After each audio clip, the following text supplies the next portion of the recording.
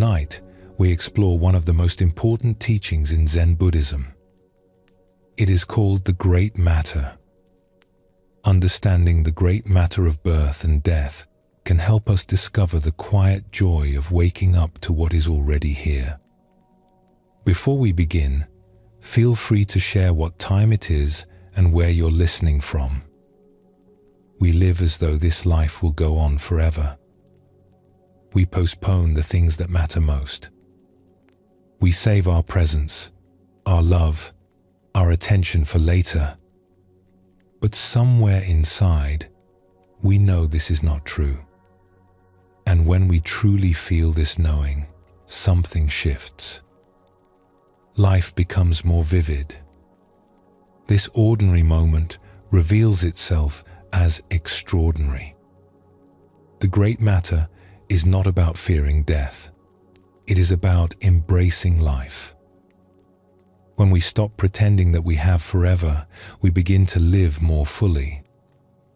The fog of postponement lifts, and we see clearly what has always been here. Tonight, we will sit with this ancient teaching together. We will meet people who discovered, in their own ways, what it means to truly value this brief and precious life. We will explore not with heaviness, but with the gentle clarity that comes when we stop running from truth. Let your breathing settle now, and let's begin our journey together. What makes something precious? Often, it is knowing that it will not last forever. A sunset holds us because it is fading. Spring blossoms move us because they will soon fall. The embrace of someone we love matters because we know, even if we do not speak it, that we will not always have this. Zen Buddhism asks us to bring this awareness to life itself, not as a grim reminder, but as a gentle awakening. When we truly understand that this life is brief, something opens in us. We stop taking things for granted. We begin to see what was always here, but hidden by our assumption of endless time. The Buddha spoke of the preciousness of human birth. He said it was as rare as a blind turtle surfacing in a vast ocean and happening to put its head through a small floating ring. This image is not meant to make us feel special in an egoistic way. It is meant to help us feel the extraordinary gift of being alive at all, of being conscious, of having this chance to love and learn and grow. Most of us live as though we have 1,000 years ahead of us. We postpone joy. We delay presence. We tell ourselves we will appreciate life more fully later, when we are less busy, when circumstances improve, when we finally have time. But later never arrives in the way we imagine. There is only now, arriving again and again, and we keep missing it. The great matter invites us to stop missing it. Not through fear, but through a deep recognition of how precious each ordinary moment truly is. Let us explore a story about a man who discovered this truth in an unexpected way. In a coastal town where the smell of salt hung always in the air, there lived a merchant named Shin who had spent his life acquiring things. He had a large house on the hill overlooking the harbor, filled with objects from distant lands. Carved jade from the north, silk tapestries from the west, porcelain vases so delicate they seemed made of frozen light. He had storerooms of spices and rare woods, and more money than he could spend in several lifetimes. Shin had worked hard for all of this. As a young man, he had started with nothing, loading cargo on the docks for a few coins a day. He had watched the wealthy merchants come and go, and he had promised himself that one day he would be one of them. And through years of shrewd trading and careful saving, he had succeeded beyond even his own dreams. But now, at 50 years old, Shin felt strangely hollow. He would walk through his beautiful rooms and feel nothing. The jade sat on its shelf, and he could not remember the last time he had really looked at it. He would eat fine food prepared by his cook, and the tastes seemed muted, distant, as though he were eating through a layer of cloth. He would watch the sunset over the harbor from his terrace, the sky turning gold and crimson, and find himself thinking only of tomorrow's shipments, tomorrow's profits, tomorrow's plans. Life seemed to pass through him without leaving any mark. The days blurred together. Seasons changed, and he barely noticed. He was successful by every measure the world offered, and yet something essential was missing.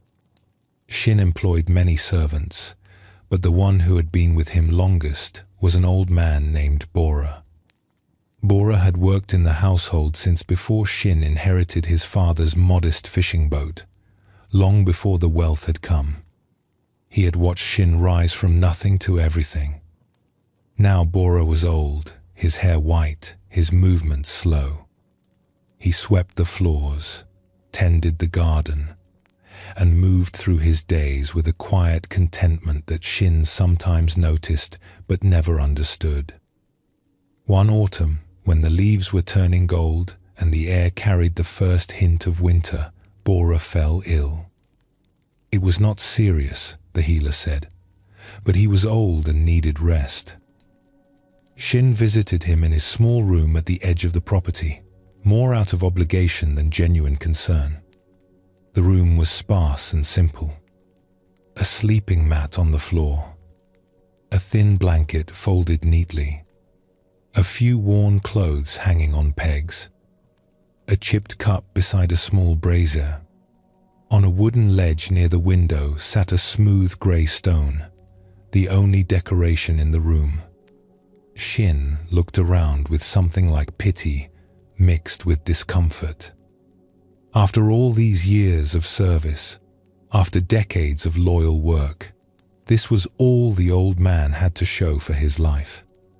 This bare room, these few possessions, this small stone. You should have saved more, Shin said, trying to fill the silence. You should have asked for higher wages over the years. I would have given them. Look at this room. There is nothing here. Bora was propped up on his mat, his back against the wall. He looked tired, but his eyes held a warmth that made Shin feel suddenly uncertain, as though the old servant knew something he did not. May I ask you something? Bora said. His voice was soft but clear. Of course. When you die, what will you miss most? The question struck Shin like a cold wave. He felt his mouth open, but no words came. He thought of his house, his jade, his silks, his successful trades. He thought of the fine meals he ate alone in his dining room. He thought of his days, one blurring into the next, each indistinguishable from the one before. What would he miss? He did not know. He could not name a single thing. I have not thought about it, he admitted finally. The words felt shameful somehow. Bora nodded slowly, as though this answer did not surprise him. I have thought about it often. Would you like to know what I will miss? Shin said nothing, but he did not leave. He found he could not leave. He stood in the small bare room, surrounded by almost nothing, and waited. Bora's eyes moved to the window, where the afternoon light was slanting in, catching dust motes in the air and making them glow like tiny stars. I will miss the way the light comes through the kitchen window in early morning, Bora said. There is a moment, just as the sun clears the hills, when everything turns gold. I have seen it 1,000 times, and it still makes me stop what I am doing just to look. He paused, and a small smile crossed his weathered face. I will miss the smell of the garden after rain, the way the earth opens up and releases something green and alive. I will miss the sound of children playing in the street outside the wall, even though none of them are mine. Their laughter is like water. It flows in and washes something clean. Shin stood very still. He had heard children playing outside his walls countless times. He had never once stopped to listen. I will miss the taste of my evening tea, Bora continued. I drink it slowly after my work is done, while the stars come out. The tea is nothing special, just common leaves. But the drinking of it, the warmth of the cup in my hands, the way the steam rises and disappears, that is something I will miss very much. His eyes moved to the stone on the ledge. I will miss the weight of that stone in my palm. I found it by the river 30 years ago, on a day when the light was very clear and the water was singing over the rocks. I have held it almost every day since. It is smooth and cool and fits perfectly in my hand. Such a small thing. Such an ordinary thing. And yet, it has given me more pleasure than I can say. Bora looked back at Shin, and his eyes held no judgment, only a great gentleness. I will miss the feeling of tiredness after a day of honest work. The ache in my muscles that tells me I have done something real. I will miss the kindness of strangers and the patience of friends. I will miss the sound of the wind and the feeling of the sun on my face. I will miss breathing. I will miss being here at all. The room was silent except for the faint sounds of the harbor below, the distant calls of gulls, the creaking of ships. Shin felt something crack open in his chest. It was not painful exactly, but it was not comfortable either. It was as though a shell he had not known he was wearing had suddenly broken. This man who owned nothing could list 100 things he would miss. And Shin, who owned everything, could not name one. How is this possible? Shin asked. His voice came out rough, almost a whisper. You have nothing. I have everything. And yet you are rich and I am poor. Bora was quiet for a long moment. Outside, the light was beginning to fade, the gold turning to amber. You have collected many things, he said finally. Beautiful things, valuable things. But you have not experienced them.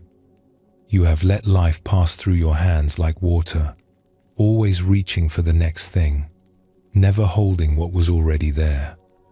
You have been so busy acquiring that you have forgotten to live. He gestured around the small room with one thin hand. I have little, but I have tasted every moment of it. I have been here, really here, for my life. That is the only wealth that matters. That is the only wealth we can keep. Shin left the room without speaking. He walked through his beautiful house, through rooms filled with treasures he had barely looked at in years. He went to his garden, where the last light was fading from the sky, and he sat on a stone bench until darkness fell.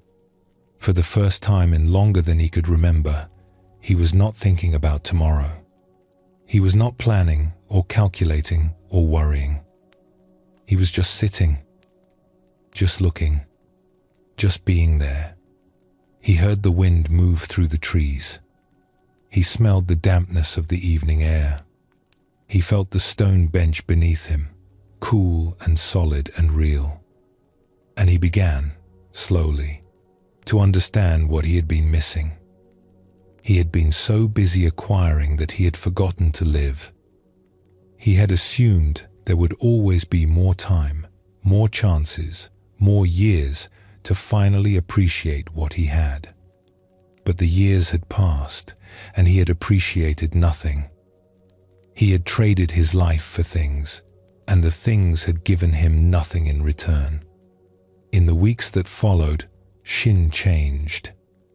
Not dramatically, not in ways that others would easily notice, but he began to taste his food, really taste it.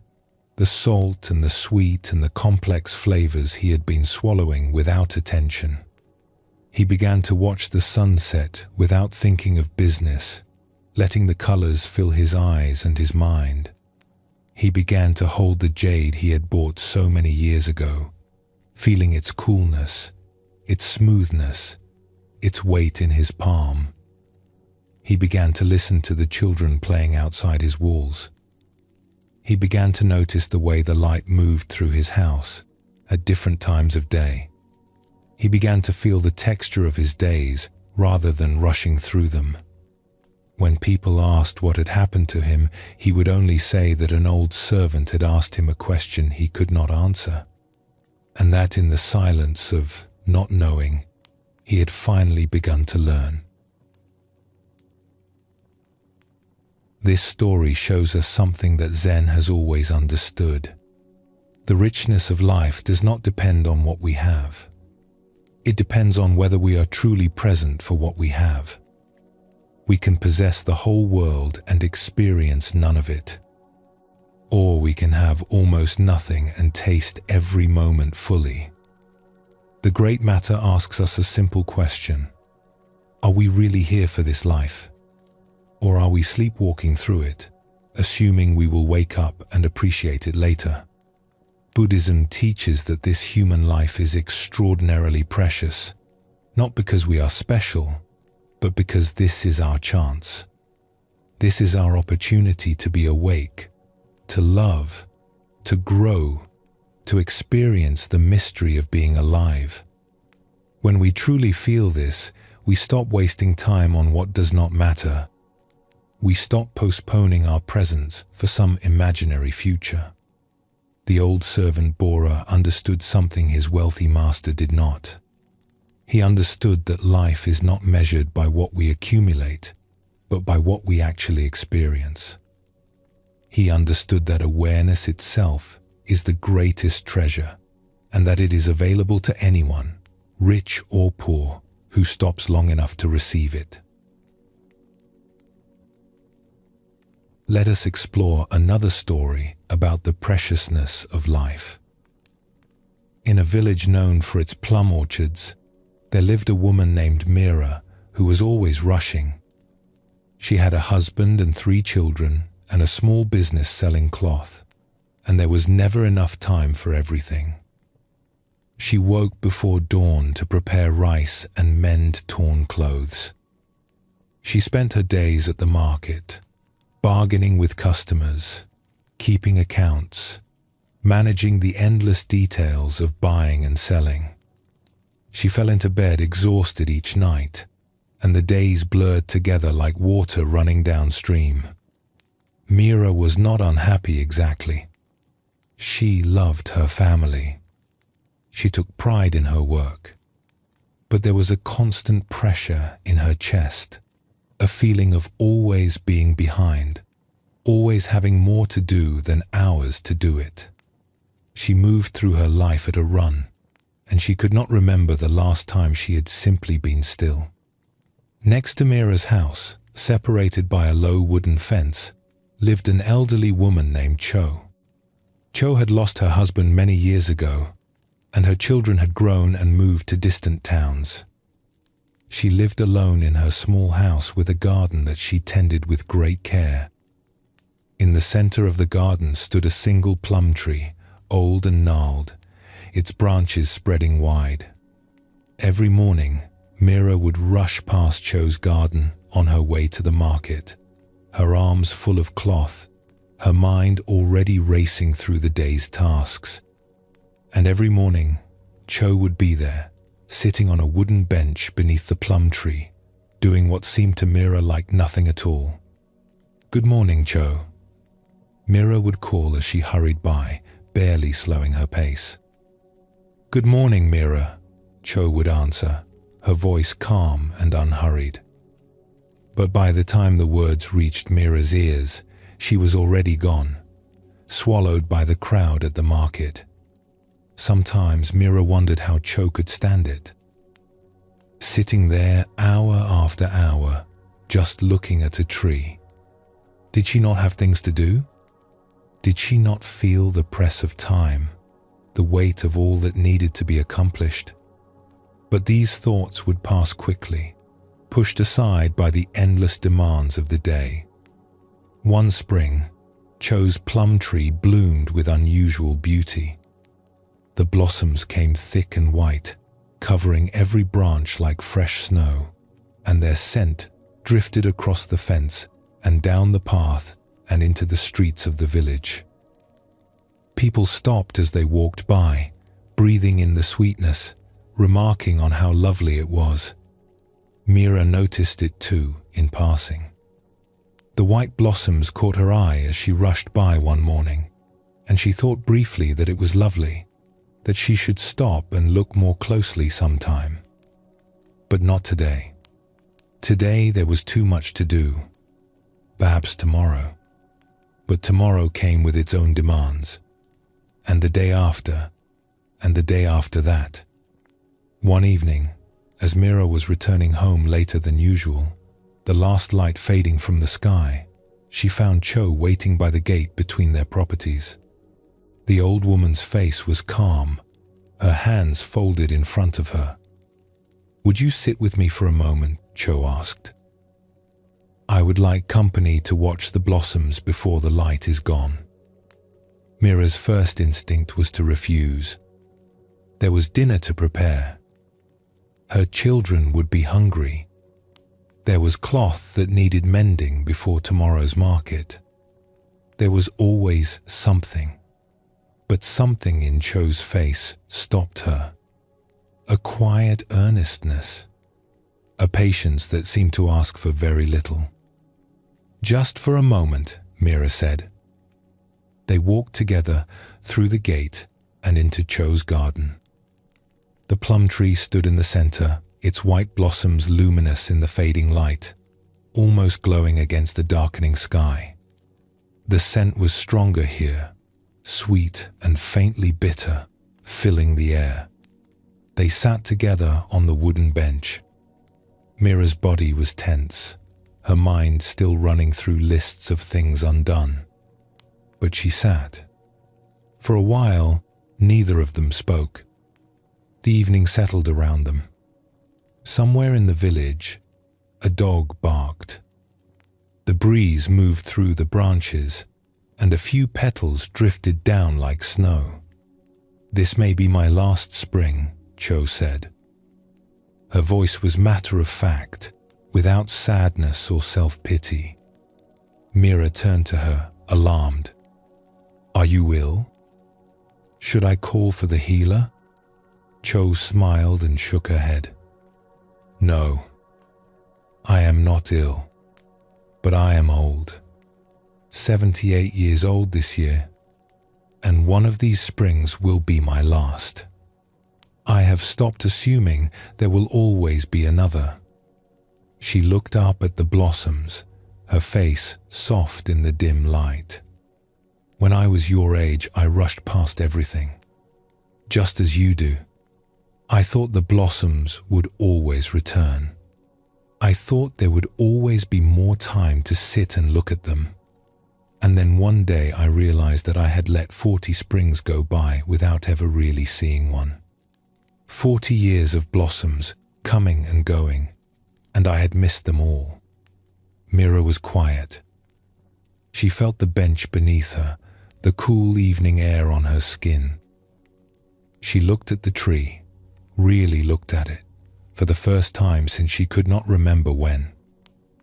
The blossoms seemed different somehow, more vivid, more present.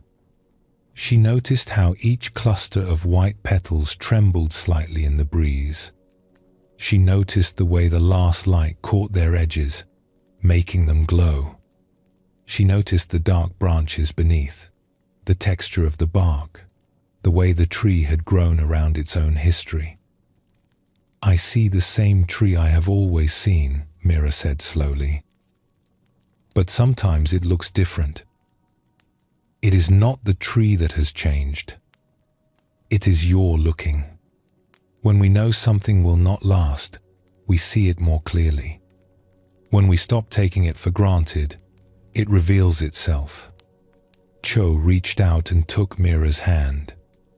Her fingers were thin and cool, the skin soft and papery with age.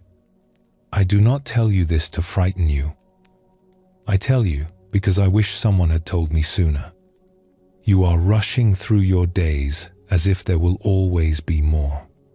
And there will be more. For a while. But each day is like these blossoms. It will come once and never return. You can rush past it, or you can stop and see how beautiful it is. Mira sat with the old woman until the light was completely gone, and the blossoms were only pale shapes against the dark sky. The stars came out one by one. The air grew cooler, and still they sat. Mira did not think about dinner or the cloth or the children waiting. Something had loosened in her chest, some knot she had not known she was carrying. She just sat and looked and breathed. When she finally rose to leave, she felt different. She could not have named it exactly. It was as if a thin wall of glass between herself and the world had cracked, and she could feel things more directly than before.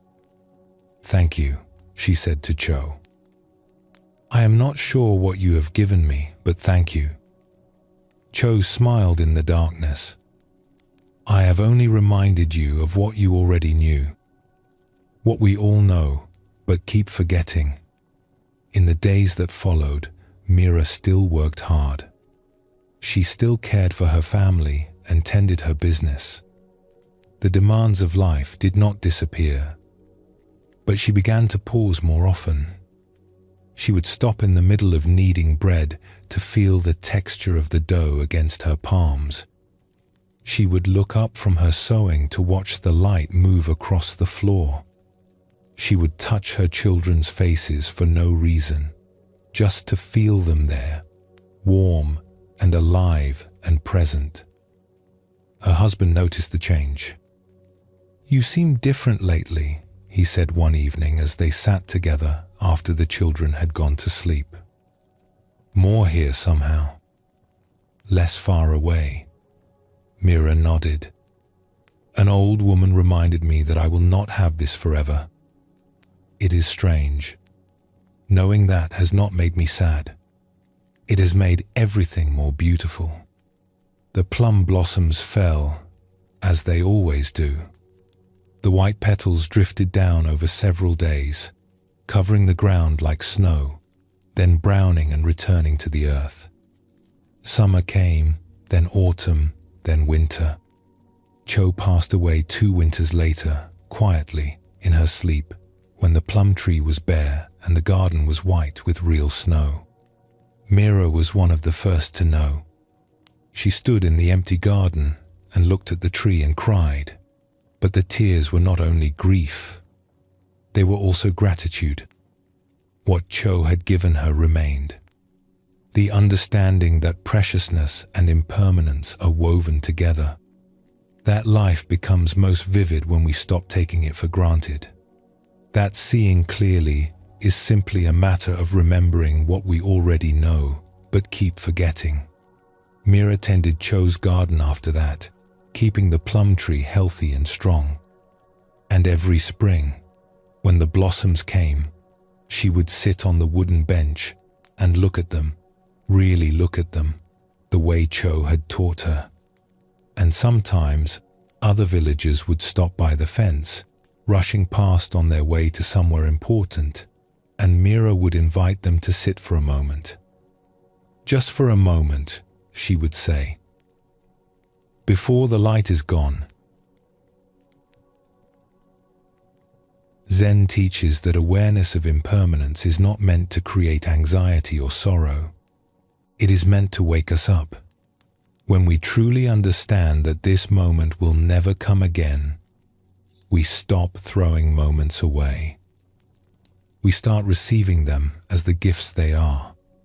The Buddha often reminded his students to contemplate the fleeting nature of life, not as a morbid exercise, but as a way of cutting through the fog of assumption.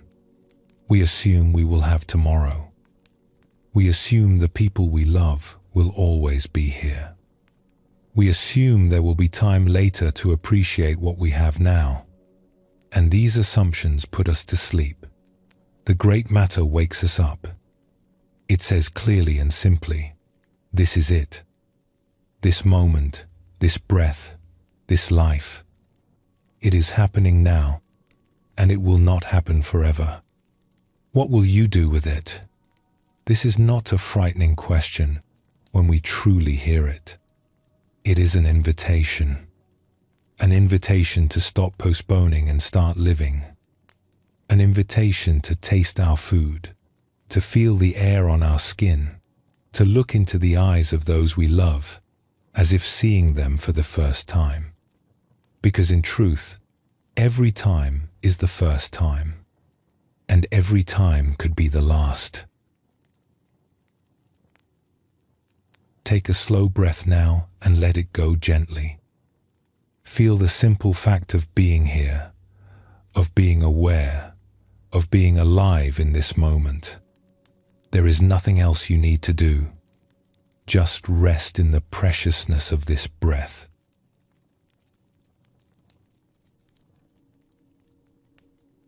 Most of us spend our lives running from the thought of death. We push it away, distract ourselves, pretend it applies to others but not to us. This is natural. The mind does not want to look at what frightens it. But Zen takes a different approach. It suggests that facing mortality directly is one of the most powerful practices for awakening. Not because it is pleasant, but because it cuts through confusion like nothing else can. When we truly contemplate the fact that we will die, much of what seemed important suddenly reveals itself as trivial. And much of what we ignored or postponed suddenly reveals itself as essential. This is why Zen monasteries have traditionally encouraged students to meditate on death. Not to create fear or morbidity, but to clarify the mind. When we stop running from the truth of our mortality, we discover something unexpected. We become more alive, not less. The fog of distraction lifts. We see clearly what matters and what does not. The great matter uses death as a teacher. It asks us to let the reality of our impermanence instruct us in how to live. What would we do differently if we truly knew our time was limited? What would we stop wasting energy on? What would we finally say, finally do, finally become? These are not morbid questions. They are liberating ones. They cut through the endless postponement that keeps us from living fully. They wake us up from the trance of assuming we have forever. Let us explore a story about a young monk who was sent to face his deepest fear and what he discovered in the darkness. In a monastery high in the mountains, where the air was thin and cold and the stars at night seemed close enough to touch, there lived a young monk named K, who was afraid of death. This was not unusual. Many people fear death. But K's fear was particularly strong, a constant shadow that followed him through his days and invaded his dreams at night. He had come to the monastery hoping to find peace. He had heard that the monks there had discovered something that made them unafraid, some secret understanding that allowed them to face mortality with calm acceptance. He wanted to learn this secret. He wanted to be free from the fear that gripped his heart whenever he thought about the end of his life. For 3 years, Kay practiced diligently. He meditated for hours each day. He studied the ancient texts. He listened carefully to every teaching. And yet the fear remained. If anything, it grew stronger. The more he practiced, the more aware he became of how precious life was, and the more terrified he became of losing it. His teacher was an old monk named Wen, who had lived in the monastery for over 50 years. Wen was known for his unusual teaching methods. He rarely explained things directly. Instead, he would give his students tasks or challenges that forced them to discover the truth for themselves. One autumn evening, as the leaves were turning gold and red on the mountainside, Kay went to Wen's small room and knelt before him. "Teacher," he said, "I have been here for 3 years. I have practiced everything you have taught me, but I am still afraid of death. The fear is always with me. Sometimes I cannot sleep because of it. Sometimes I cannot focus on my meditation because thoughts of dying intrude.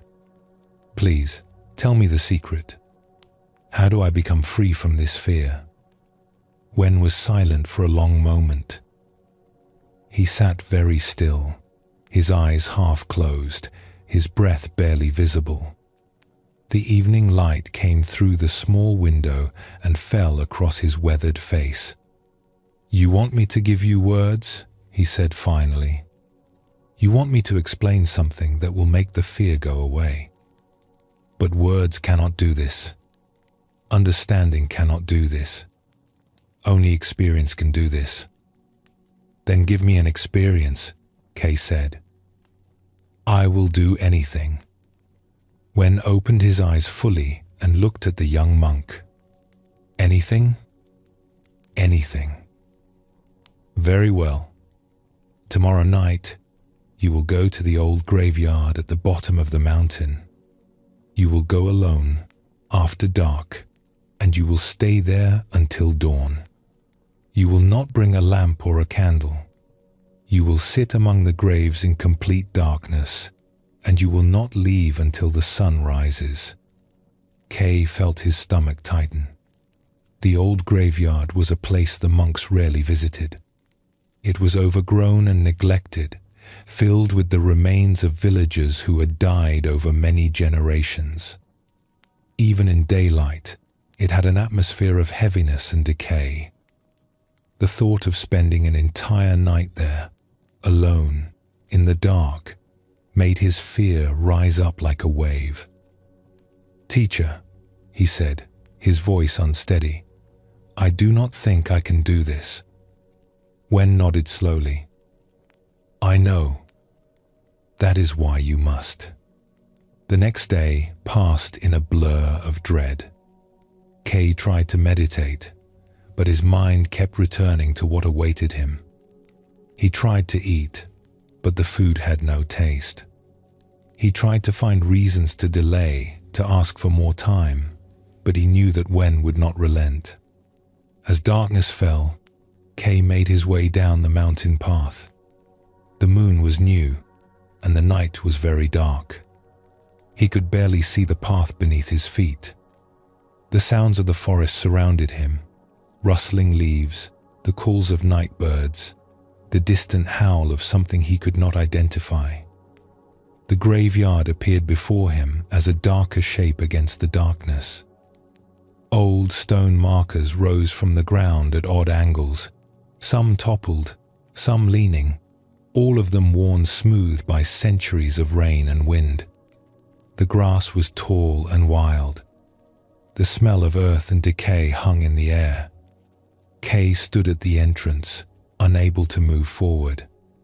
Every part of his body told him to run, to go back to the safety of the monastery, to forget this foolish task.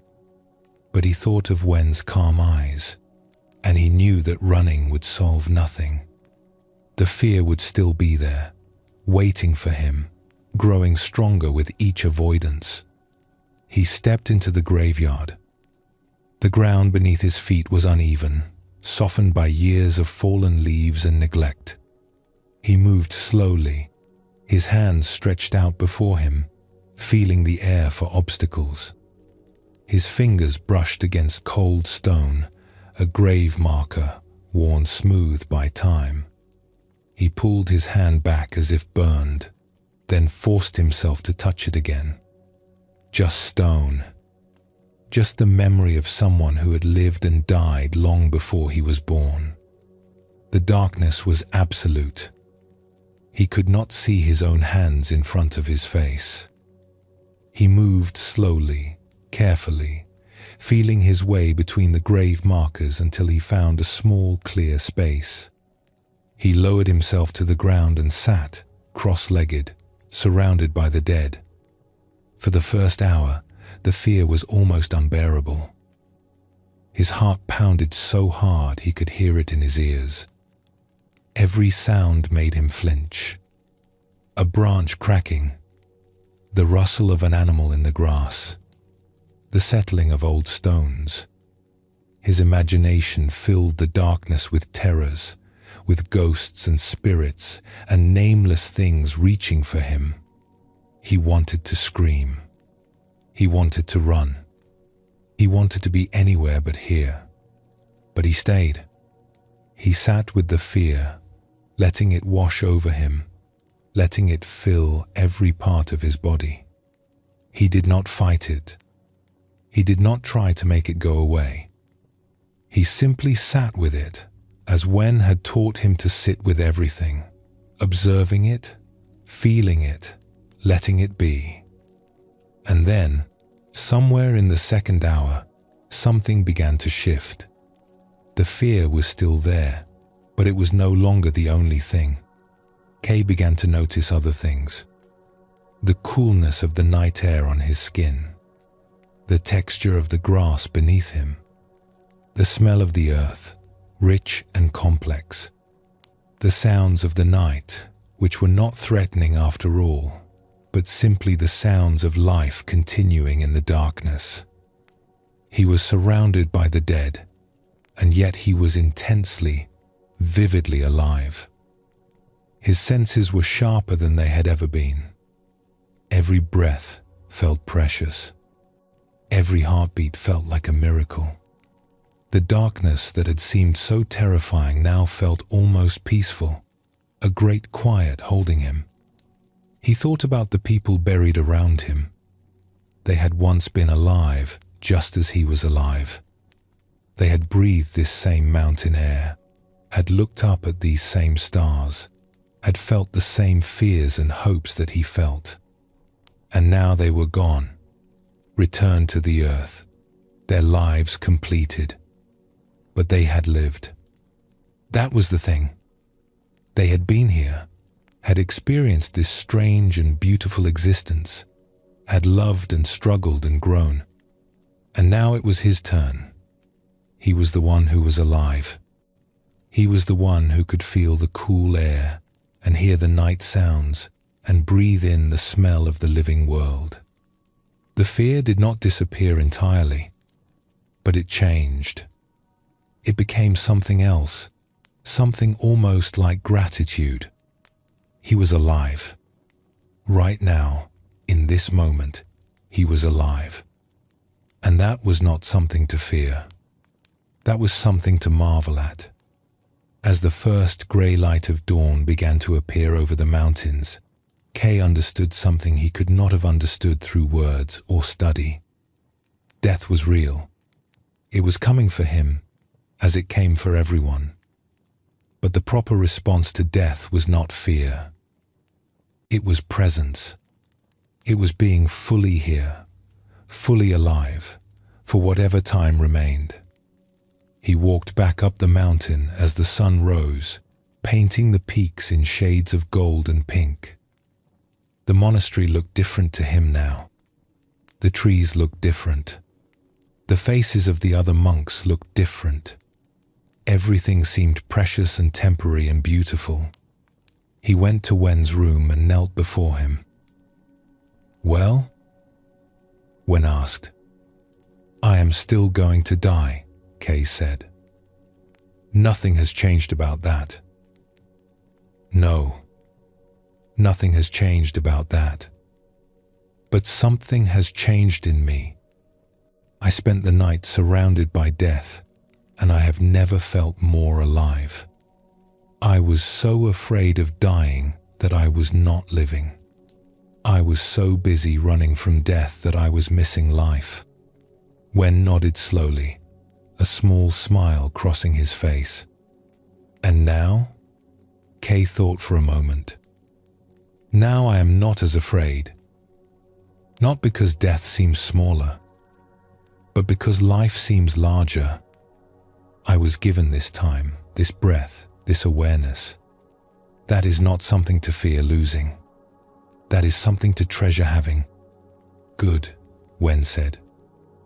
Now your real practice can begin. Kay lived in the monastery for many more years. He became a teacher himself, known for his calm presence and his gentle way of guiding students. When young monks came to him with their fears, he would listen patiently. And sometimes, when he sensed they were ready, he would tell them about the night in the graveyard. You cannot think your way past death, he would say.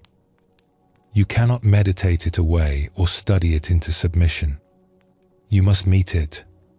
You must sit with it in the darkness until you discover what is on the other side of the fear. And what was on the other side? They would ask. Life, he would say. The most vivid, precious, extraordinary life you have ever experienced. That is what death teaches us, if we let it. This story shows us how Zen uses death as a teacher. Kay could not think his way out of his fear. He could not study or meditate his way to freedom. He had to face the reality directly, to sit in the darkness with the dead, before he could discover what was on the other side of his terror. What he found was not what he expected. He found that awareness of death, truly felt, does not diminish life. It illuminates life. It makes every moment more vivid, more precious, more worthy of attention. The monks who seemed so calm in the face of mortality were not ignoring death. They were using it to remind themselves how remarkable it is to be alive at all. Buddhism teaches that we suffer because we cling to things that cannot last. We want life to be permanent, and it is not. But the solution is not to despair. It is to appreciate what we have while we have it. The flower is beautiful, not despite its fading, but in some way because of it. Life is precious, not despite its brevity, but because of it. The Great Matter invites us to stop running from this truth and to let it teach us instead. Let your breath slow now and feel your body soften. There is nothing to pretend in this moment, nothing to hide. Simply rest in the truth of being here, being yourself, being alive.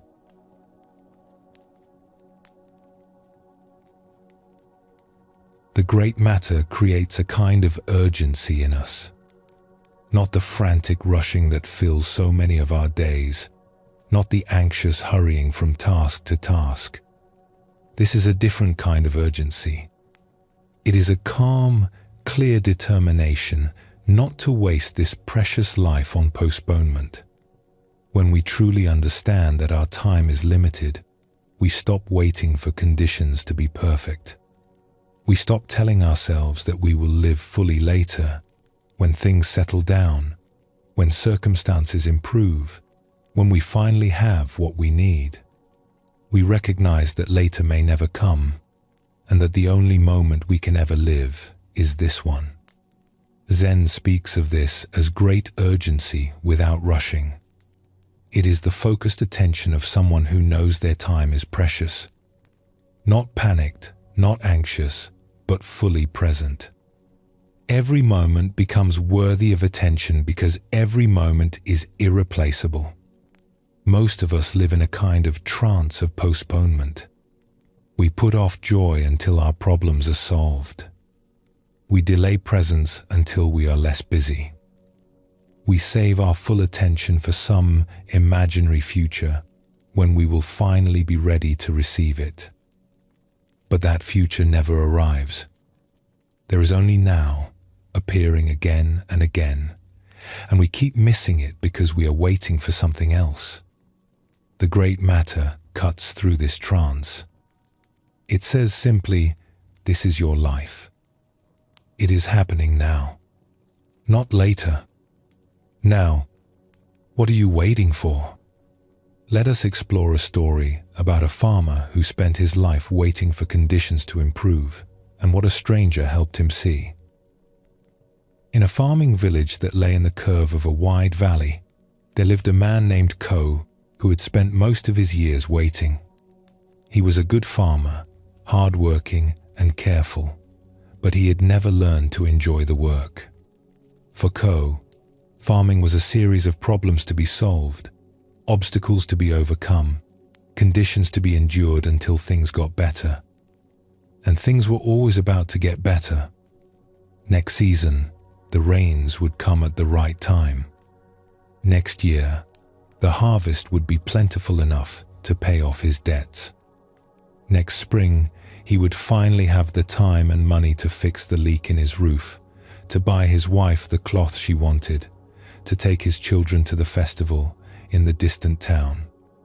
But next season brought its own problems. Next year brought new debts to replace the old ones. And the roof still leaked, and his wife still wore her old clothes, and his children had never been to the festival. Ko was not an unhappy man exactly. He did not complain more than anyone else. But there was a tightness in his face, a tension around his eyes that never quite relaxed. He carried the weight of waiting like a stone in his chest, always looking ahead to the relief that never came. One summer, the rains did not come at all. Week after week, the sky remained clear and blue. Beautiful to look at, but devastating for the crops. The earth cracked and hardened. The young plants yellowed and drooped. Ko walked through his fields each morning, looking up at the empty sky, feeling the familiar tightness in his chest grow heavier. He could not enjoy anything while the drought continued. His wife prepared meals, and he ate without tasting. His children laughed and played, and he did not hear them. The summer evenings were warm and soft, filled with the sounds of crickets and the glow of fireflies, and Ko noticed none of it. He was too busy waiting for rain. One evening, as the sun was setting and the dry fields stretched out golden and brittle in the fading light, a traveler appeared on the road that ran past Ko's farm. She was a nun, dressed in simple grey robes, with a walking staff in her hand and a calm expression on her weathered face. Her name was Lena, and she had been walking for many years, stopping at villages and farms, offering teachings in exchange for food and shelter. Ko was sitting on a wooden bench outside his house, staring at the sky, when she approached. "Good evening," Lena said. "I am traveling through and looking for a place to rest for the night. May I sleep in your barn? I will not trouble you for more than a roof." Ko barely glanced at her. "You may sleep in the barn, but I cannot offer you food. We have little enough for ourselves. The rains have not come." "I see." Lena looked out at the dry fields. "It has been a difficult season." "It is always a difficult season. If it is not drought, it is flood. If it is not flood, it is insects. If it is not insects, it is the price at market falling just when I have something to sell." Ko's voice was flat, reciting a familiar litany. "I keep waiting for a good year. It never comes." Lena was quiet for a moment. She leaned on her staff and looked at the fields, then at the sky, then at Ko's tight, tired face. "May I sit with you for a moment?" Ko shrugged. He did not particularly want company, but he was too weary to refuse. Lena sat on the bench beside him. The sunset was turning the western sky deep orange and pink, and the first stars were appearing in the east. A warm breeze moved through the dry grass, making a soft rustling sound. "It is a beautiful evening," Lena said. Ko made a dismissive noise. "What is beautiful about it?" "The crops are dying. The well is running low. By this time next month, I may have nothing left to harvest. And yet the sunset is still beautiful, is it not? The colors are the same whether the crops live or die."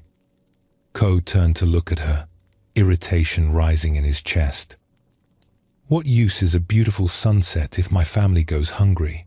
Perhaps no use at all," Lena said calmly. "But I did not ask about use. I asked about beauty. I asked whether this moment, right now, with the sky painted in those colors, and the breeze warm on your face, and the stars beginning to appear, I asked whether this moment is beautiful. And I think it is.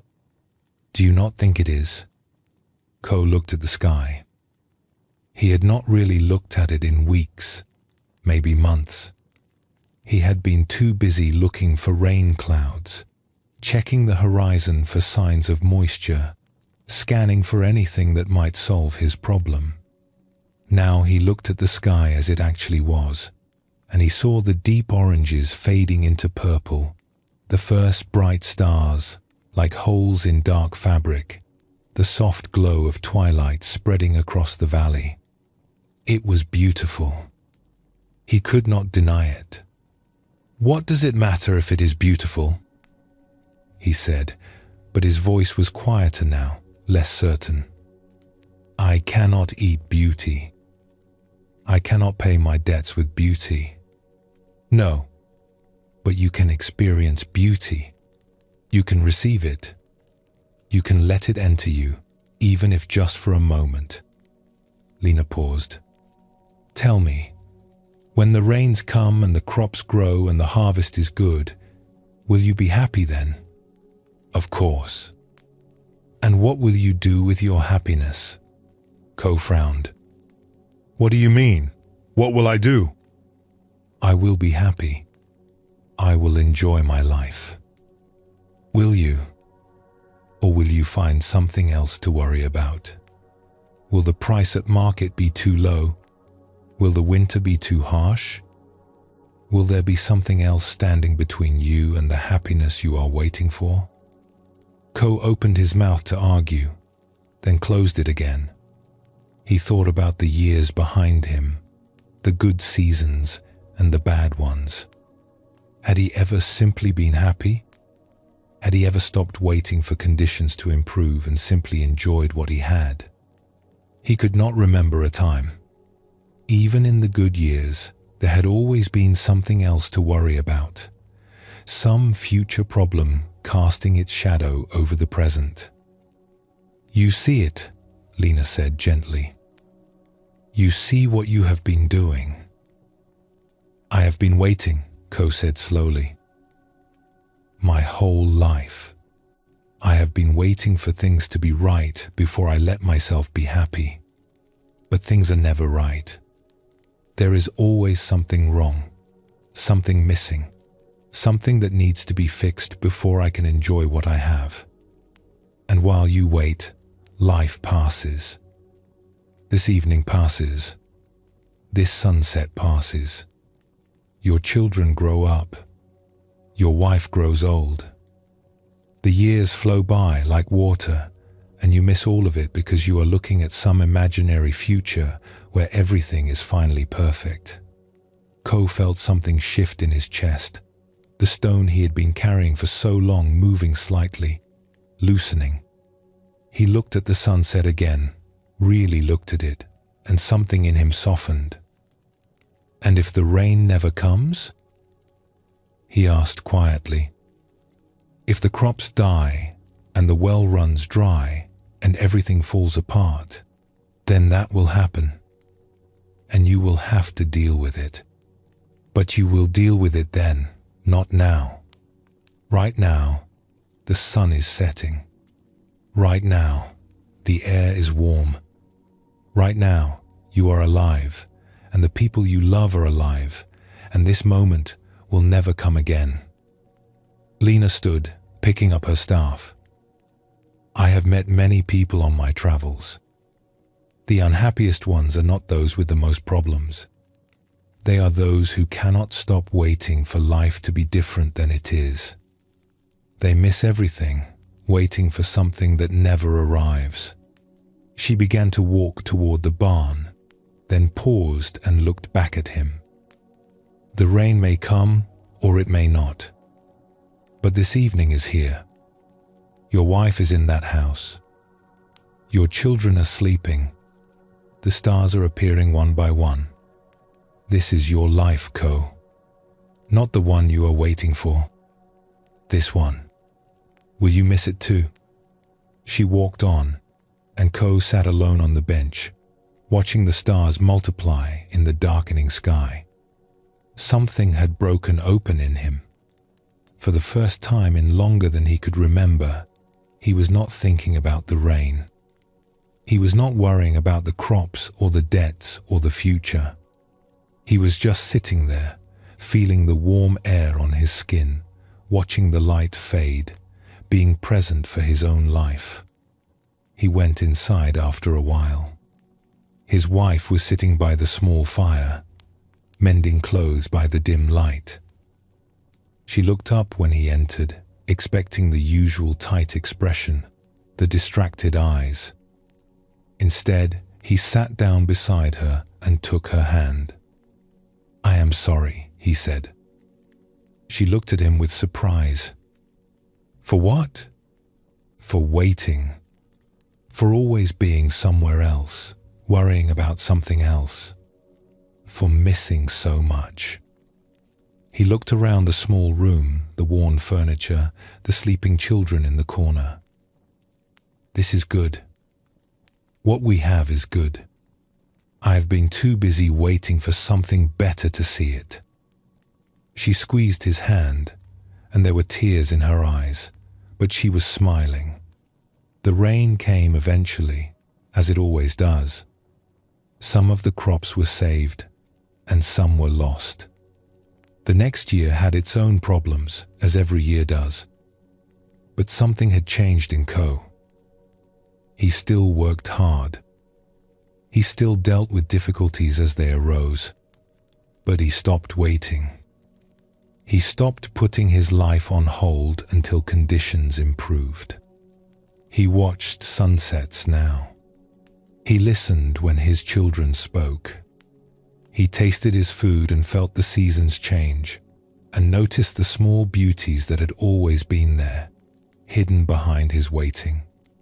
And when people asked what had changed him, he would tell them about the nun who had appeared on a summer evening and asked him a simple question: "What are you waiting for?" Buddhism teaches that the present moment is the only moment we ever actually have. The past exists only as memory. The future exists only as imagination. All of our waiting for things to be different, all of our postponing of joy until conditions improve, is a way of missing the only life we will ever live. The great matter reminds us that our time is limited. We do not have forever to wait. The someday we keep hoping for may never arrive, and even if it does, we will have missed all the days in between. Zen does not ask us to ignore our problems or pretend that difficulties do not exist. It asks us to be present for our lives as they actually are, right now, in this moment. This is the urgency that the great matter creates. Not frantic rushing, but clear seeing. Not anxious hurrying, but calm presence. The recognition that this moment, whatever it contains, is our life, and we can receive it or we can miss it while waiting for something else. Let us explore a story about a woman who kept meaning to write a letter, and what an old man helped her understand about the words we leave unspoken. In a town where the river curved sharply and the houses clustered along its banks, there lived a woman named Una who carried an unwritten letter in her heart. It had been there for nearly 10 years, growing heavier with each passing season, though she rarely spoke of it to anyone. The letter was for her sister, Ami. They had grown up in this same town, in a house that still stood on the northern edge of the river. They had been close as children, sharing secrets and dreams, sleeping side by side on their mat, promising each other that they would always be friends, no matter what. But something had happened when they were young women. A man had come between them, or perhaps it was money, or perhaps it was just the slow accumulation of misunderstandings that can poison even the deepest love. Una could barely remember now what the original argument had been about. It seemed so small, looking back, but the words that had been spoken were not small. They had been sharp and hard and meant to wound. Amy had left the town after that. She had married and moved far away, to a city that Una had never seen. They had not spoken since. 10 years of silence, growing deeper with each year that passed. Una thought about writing to her often.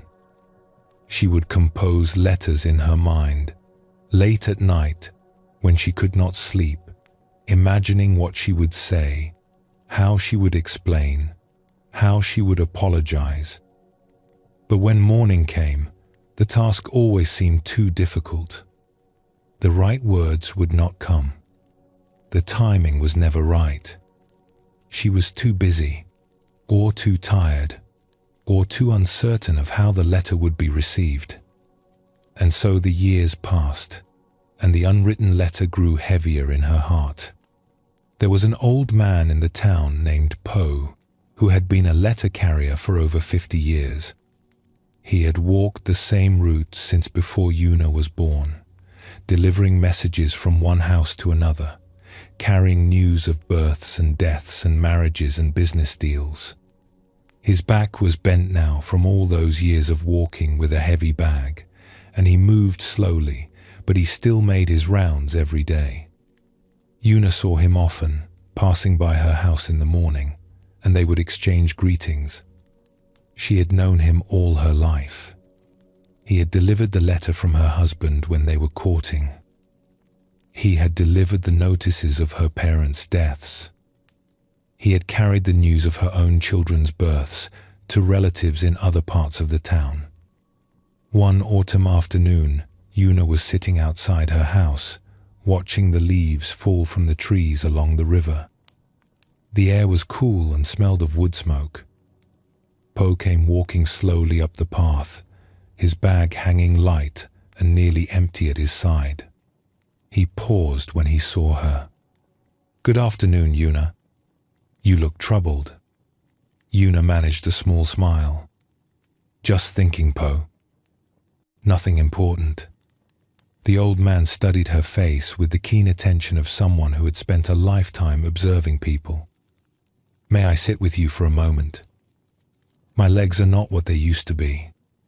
She gestured to the bench beside her, and he lowered himself carefully onto it, setting his bag on the ground with a sigh. 52 years, he said, looking out at the river. 52 years of carrying letters. Do you know what I have learned? Una shook her head. I have learned that the letters people regret most are not the ones they wrote badly. They are the ones they never wrote at all. Una felt her chest tighten. It was as if he had reached into her heart and touched the exact spot where the unwritten letter lived. I have carried many letters, Poe continued. Love letters and business letters. Letters of apology and letters of congratulation. Letters that brought joy and letters that brought sorrow. But sometimes, when I visit people near the end of their lives, they do not talk about the letters they received or the ones they sent. They talk about the ones they meant to write and never did. He turned to look at her directly, his old eyes kind but unflinching. There is someone you need to write to. I can see it in your face. I have seen it for years. Yuna felt tears prick at her eyes. My sister. We had a falling out a long time ago. I have been meaning to write to her, but I never know what to say. The words are never right. The timing is never right. The timing is never right, Poe repeated softly. I have heard that many times. People wait for the perfect moment, the perfect words. They tell themselves they will write when they are less busy, when they have more clarity, when they feel ready. He shook his head. The perfect moment never comes. The words are never exactly right. And while people wait, time passes. Sometimes too much time. What if she does not want to hear from me? What if she has forgotten me? Or worse, what if she hates me still? Then you will know. And knowing is better than wondering. The weight you carry now, that unwritten letter in your heart, it will only grow heavier. I have seen what happens to people who carry such weights for too long. The words they meant to say become stones they cannot put down. He reached into his bag and pulled out a blank piece of paper and a small brush and inkstone. I carry these for myself, for the notes I must make on my rounds. But today, I think you need them more than I do. He placed them in her hands, his fingers rough and worn from years of work. Write the letter. Not the perfect letter, just a letter. Say what is in your heart, even if the words are clumsy. Say that you are sorry, if you are sorry. Say that you miss her, if you miss her. Say that you want to try again, if you want to try again. He paused. The words do not have to be perfect. They just have to be true. And if she does not answer, then you will have said what needed to be said. The rest is not in your hands. But at least you will not spend the rest of your life wondering what might have happened if you had only found the courage to reach out. Poe rose slowly from the bench, picking up his bag. The afternoon light was growing golden, and the leaves continued to fall, drifting lazily toward the river. I have carried many letters over the years, he said. But the ones that mattered most were not the cleverest or the most beautiful. They were the ones that were honest. They were the ones that someone was brave enough to send, even though they were not perfect. He began to walk away, then paused and looked back at her. We do not have as much time as we think we do, Yuna. None of us do. The letters we mean to write, the words we mean to say, they cannot wait forever. Write the letter tonight. Tomorrow is not promised to anyone. Yuna sat for a long while after he left, holding the paper and ink in her lap. The sun set, and the stars came out, and still she sat there, feeling the weight of 10 years of silence. And then, in the quiet of the evening, she went inside and lit a lamp and began to write. The letter was not perfect. The words were clumsy in places. She crossed out lines and started again. She did not know if it would be well received or thrown away unread. But she wrote it anyway, saying what was true, saying what she had carried in her heart for so long. She gave it to Po the next morning, and he tucked it into his bag with a nod and a small smile. The reply came 3 weeks later. Ami had not forgotten her. Ami had not stopped loving her. Ami had been waiting too, carrying her own unwritten letter, held back by the same fears and doubts. They wrote back and forth through the winter, and in the spring, Ami came to visit. They sat by the river where they had played as children, 2 women with grey in their hair now, and they talked about what had happened and what had been lost and what might still be found. "I almost did not write," Yuna said. "I almost let another year go by, and another, and another." "I know," Ami said. "I almost did not answer. I was afraid it was too late, that too much time had passed. An old letter carrier told me that the words did not have to be perfect. They just had to be true." Ami took her sister's hand. He was right. They were not perfect, but they were enough. They were more than enough. Zen teaches us that action in the present moment is more valuable than perfect action that never comes. We can spend our entire lives preparing, waiting, refining, hoping for the right conditions, and miss the opportunity that was available to us all along. The Great Matter reminds us that time is passing. The people we love are here now, but they will not be here forever. The words we need to say will not say themselves. The reconciliations we hope for will not happen without us taking a step. And every day we postpone is a day we cannot get back. This is not about rushing or acting carelessly. It is about recognizing that the perfect moment we are waiting for may never arrive. The imperfect moment we are in right now is the only moment we have. Better to reach out clumsily than to never reach out at all. Better to say the imperfect words than to leave them forever unspoken. The Buddha taught his students that this human life is precious and brief. We do not know how much time we have. We do not know how much time the people we love have. The Great Matter asks us to act on this knowledge, to stop postponing what matters most, to live as if our time is limited, because it is. Let your body relax now and allow your breath to deepen. Whatever words you have been holding back, whatever actions you have been postponing, let them rest for this moment. Simply be here, in the quiet of this breath, knowing that presence is always available to you.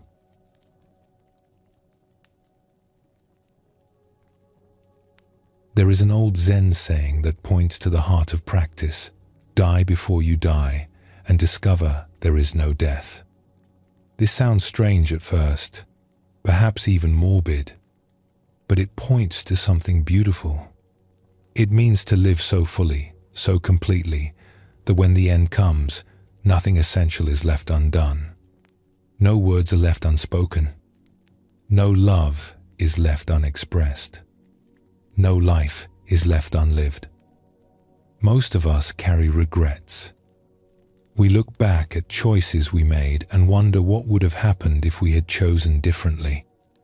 We remember words we said that we wish we could take back, and words we never said that we wish we had spoken. We think about paths not taken, opportunities missed, moments when we held back instead of reaching out. The Great Matter invites us to live in a way that minimizes these regrets.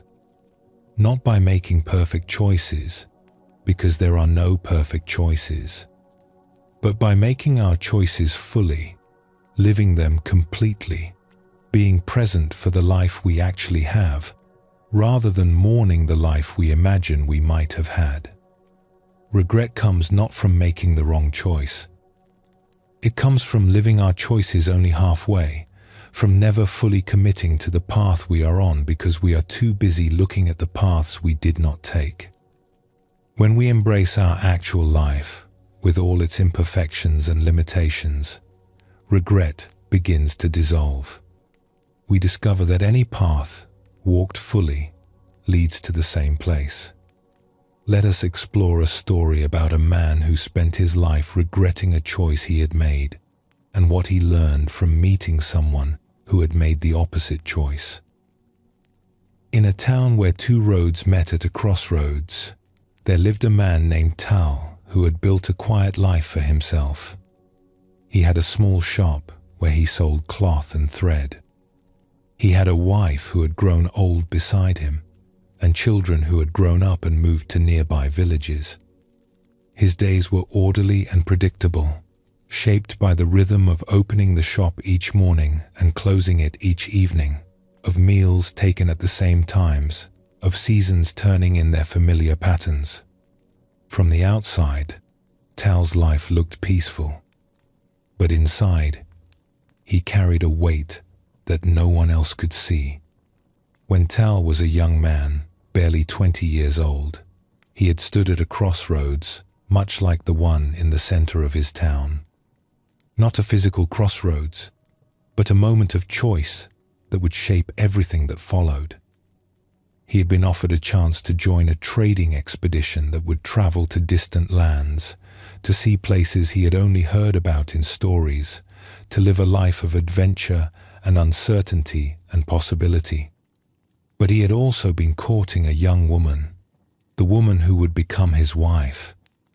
And his father's shop needed someone to run it, and his mother was not well, and there were so many reasons to stay. He had chosen to stay. He had married the woman, taken over the shop, cared for his mother until she died. He had raised his children in the same house where he had been raised, teaching them the same trade his father had taught him. He had done what was expected of him, what seemed responsible and right. And in many ways, it had been a good life. His wife was kind and patient. His children had grown into decent people. The shop provided enough to live on, and his neighbors respected him. There was nothing wrong with the life he had built. And yet, for 40 years, he had wondered, what would his life have been if he had gone? What would he have seen? Who would he have become? What adventures would he have lived? The question haunted him, rising up in quiet moments, whispering that he had made the wrong choice, that he had traded possibility for safety, that his real life was the one he had not lived.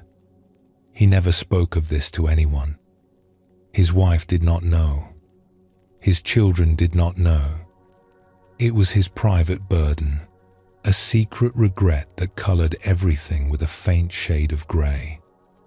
One autumn, a traveler came to town. He was an old man, weathered by years of sun and wind, with the look of someone who had spent his life on the road. His clothes were worn but well made, and he carried himself with the easy confidence of someone who was at home anywhere. His name was Rio, and he had been a merchant who traveled the trade routes for over 40 years. He had seen the distant lands that Tal had only dreamed of. He had lived the life of adventure that Tal had turned away from all those years ago. Ron came into Tal's shop looking for thread to mend his traveling clothes. They began to talk, as strangers sometimes do, about small things at first, and then about larger things. Where Ron had been, what he had seen, the places that existed beyond the horizon. Tal listened with a hunger he could not hide. This was the life he had not lived, standing before him, speaking of wonders he had never seen. "You have been everywhere," Tal said, and he could hear the longing in his own voice. "You have seen everything." Ron smiled, but there was something complicated in the smile, something that was not quite happiness. "I have seen many things," he agreed. mountains that touch the sky, rivers wider than any in this land, cities so large you could walk for days without reaching the edge, markets where they sell fruits and spices you cannot imagine. It sounds wonderful, Tal said. It sounds like the life I should have lived. Ron looked at him for a long moment, his eyes thoughtful. Should have lived? Tell me what you mean. And so Tal told him. He told him about the choice he had made 40 years ago, about the expedition he had turned down, about the life of adventure he had given up for the life of responsibility. He told him about the regret he had carried all these years, the feeling that he had made the wrong choice, that his real life was somewhere else, unlived. When he finished, Ron was quiet for a long time. He sat down on a stool near the counter, his mending forgotten in his lap. I need to tell you something, Ron said finally, and I'm not sure you will want to hear it. Tell me. I have spent my life on the road. I have seen the wonders I described, and many more besides. I have had adventures that would fill 100 evenings of storytelling. He paused, and his weathered face looked suddenly tired. And I have regrets too. Many regrets. Perhaps more than you. Tal stared at him. How can that be? You lived the life I only dreamed of. I lived a life, but I did not live it fully. I was always moving, always looking at the next horizon, always chasing something I never quite caught. I saw the mountains, yes, but I did not stay to watch the seasons change on them. I saw the great rivers, but I did not learn the names of the people who lived beside them. I was always passing through. He looked around the small shop, at the neat shelves of cloth and thread, at the worn wooden counter, at the afternoon light coming through the window. I never had a shop like this, where people knew my name and came back year after year. I never had a wife who grew old beside me, learning all my moods and fears and hopes. I never had children who carry something of me into the future. His voice grew quieter. I never had a home. I had 1,000 places to sleep, but never a home. Tal felt something shifting in his chest, the old weight moving in a way he did not expect. But you chose adventure, he said. You chose freedom. You must not have wanted those things. I told myself that. For many years, I told myself that I had chosen the better path, that people like you, who stayed in one place, were missing the real life, the larger life.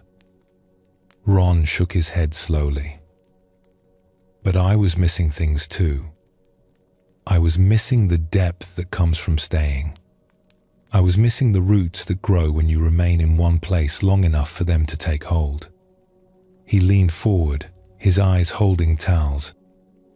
Do you want to know what I have learned after all these years of traveling? Yes. The path does not matter.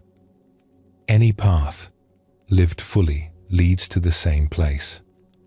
What matters is not which road you take, but how you walk it. I walked my road halfway, always looking at the roads I did not take. And you, I think, have done the same. We have both missed our lives, not because we chose wrong, but because we never stopped regretting our choice long enough to fully live it. The words hung in the air of the small shop. Outside, the afternoon was fading toward evening. The sounds of the town drifted in, familiar sounds that Tal had heard for 40 years without really hearing. I have wasted so much time, Tal said slowly. So many years wishing I was somewhere else. As have I. Wishing I had what you have. Roots. Belonging. a place where people know me. Ron smiled, and this time the smile was gentler, sadder. We are fools, both of us. We each had a life, and we spent it longing for the others. They sat together in silence as the light changed and the evening came on.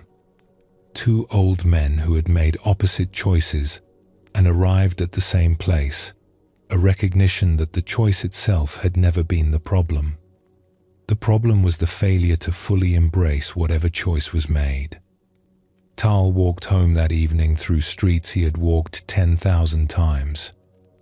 But something was different. He saw the buildings he had passed for decades as if for the first time. He noticed the way the evening light fell on the old stone, the way the trees had grown over the years, the faces of neighbors he had known his whole life. This was his life. Not the one he had imagined, not the one he had regretted not living, but this one.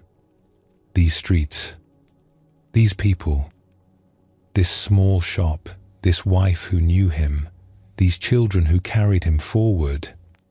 He had been given a life, and he had spent 40 years wishing it was a different one. But there was still time. Not as much as before, but some. Enough to stop regretting and start living. Enough to walk the path he had chosen, fully, for whatever years remained. When he got home, his wife looked up from her sewing and smiled at him. The same smile she had given him for 40 years. "You look different," she said. "What happened?" "I met someone who showed me something I should have seen a long time ago." "What did he show you?" Tal sat down beside her and took her hand. Her fingers were thin and worn, familiar as his own. "He showed me that I have been living the wrong way. Not the wrong life, just the wrong way. I have been here with you for 40 years, but part of me was always somewhere else, living some other life in my imagination." He squeezed her hand gently. "I am sorry for that. I am sorry for all the times I was not really here." His wife's eyes grew bright with tears, but she was smiling. "You are here now," she said. "Yes, I am here now."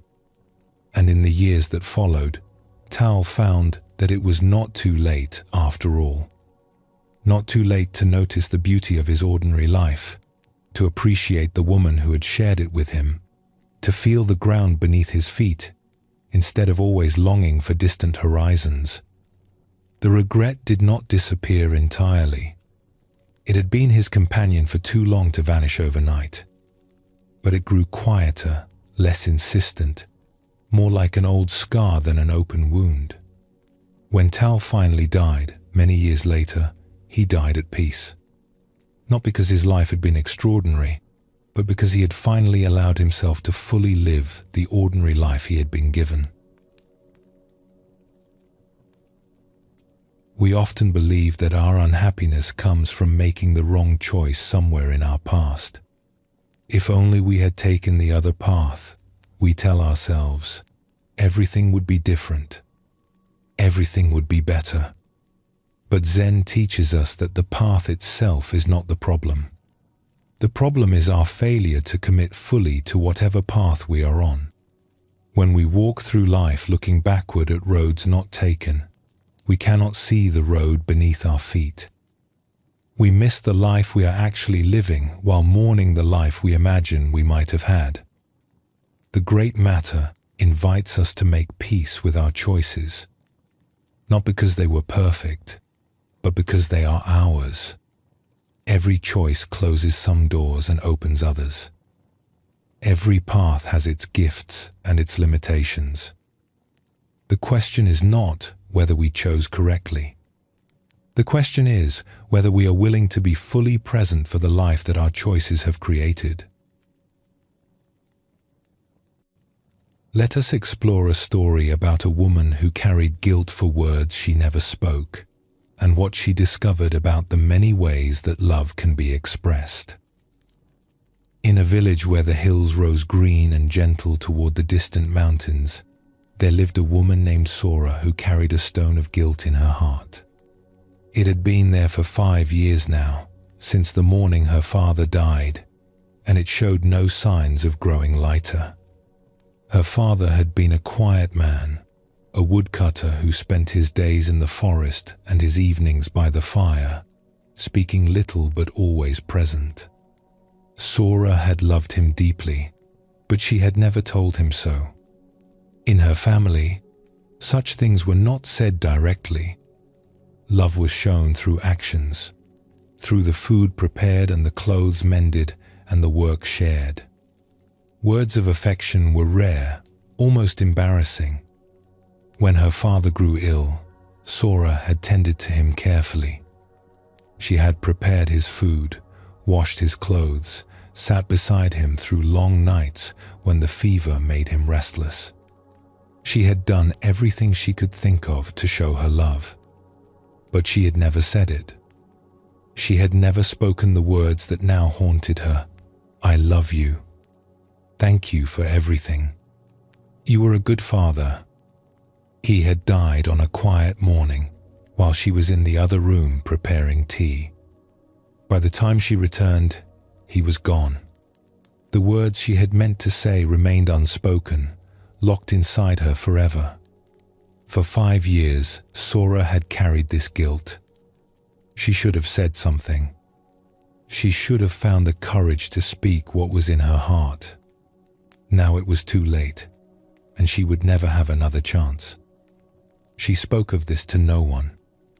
It was her private burden, her secret shame. She went about her days caring for her mother, managing the household, doing what needed to be done. But the stone in her heart never grew lighter. One spring, an old woman came to the village. Her name was Mina, and she had known Sora's father long ago, when they were both young. She had moved away many years past to a town on the other side of the mountains, but she had heard of his death and had come to pay her respects and visit his grave. Sora offered her hospitality, as was proper. She prepared food and tea, and they sat together in the small house where Sora had grown up, surrounded by the familiar objects of her father's life. His wood-cutting tools still hung on the wall. His chair still sat by the fire, empty now but somehow still holding the shape of him. Mina was a small woman with white hair and kind eyes. She looked around the room slowly, taking in each object, each detail. "He was a good man, your father," she said. "We grew up together, did you know that? We played in these same hills as children." "He never spoke of his childhood," Sora said. "He rarely spoke of anything. No, he would not have. He was always quiet, even as a boy. But he noticed everything. He remembered everything." Mina smiled at some distant memory. He was kind in ways that most people never saw. Sora felt the familiar ache in her chest. I wish I had told him that. I wish I had told him many things. Mina looked at her with gentle attention. "What things?" And so Sora told her. She told her about the words she had never spoken, the love she had never expressed, the guilt she had carried for 5 years.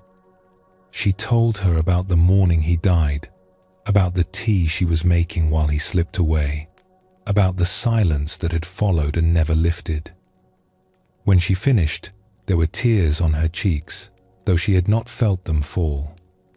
Mina was quiet for a long moment. The afternoon light was soft through the window, falling across the floor in warm patterns. "May I tell you something about your father?" she said finally. Sora nodded. "The last time I saw him was 8 years ago. I passed through this village on my way somewhere else, and I stopped to visit. We sat together much as we are sitting now, and we talked about our lives, about the years that had passed, about the things that mattered to us. She paused, and her eyes were bright with memory. He talked about you, Sora. He talked about you for a long time. He told me about your kindness, your patience, your strength. He told me about how you listened to him, really listened, when most people just waited for their turn to speak. He told me about how you remembered the small things, his favorite foods, the songs he liked, the stories he had told you as a child. Sora's breath caught in her throat. He said that you showed love in everything you did. The way you prepared his meals, always just the way he liked them. The way you mended his clothes so carefully that he could never find the stitches. The way you sat with him in the evenings, content to share silence, never needing to fill it with chatter. Mina reached out and took Sora's hand. He knew, Sora. He knew you loved him. He did not need the words because you spoke to him in a language deeper than words. Every meal you cooked, every shirt you mended, every evening you spent beside him in comfortable silence, those were all ways of saying what you think you never said. Sora felt something break open in her chest. The stone she had carried for 5 years cracked, and something warm flowed into the space where it had been. But I wanted to say it, she whispered. I wanted him to hear the words. I know, and perhaps that would have been a gift for both of you. But the absence of those words does not mean the absence of love. It does not mean he did not know. He knew, Sora. He told me he knew. He said he was the luckiest father in the village, to have a daughter who loved him so well. The tears came freely now, but they were different tears. Not the tears of guilt, but something cleaner, something that washed away rather than weighed down. I have punished myself for 5 years, Sora said, for something he already understood. We often do this. We hold ourselves to standards that love does not require. We think that love must be spoken in certain ways, expressed in certain words, or it does not count. But love is larger than words.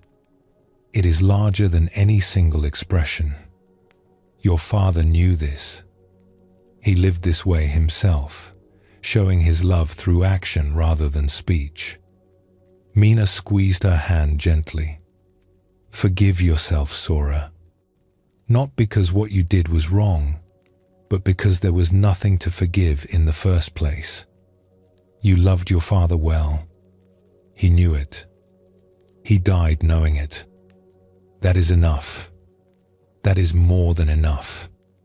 Sora sat with Mina until the evening came, and the stars appeared one by one outside the window. They talked about her father, about the small kindnesses he had shown throughout his life, about the quiet ways he had expressed his own love. And slowly, the stone in Sora's heart dissolved, replaced by something lighter, something that felt almost like peace. After Mina left, Sora went to her father's grave on the hill above the village. She sat beside it in the darkness, looking up at the stars that he had looked up at so many times. I love you, she said aloud. The words came easily now. Thank you for everything. You were a good father.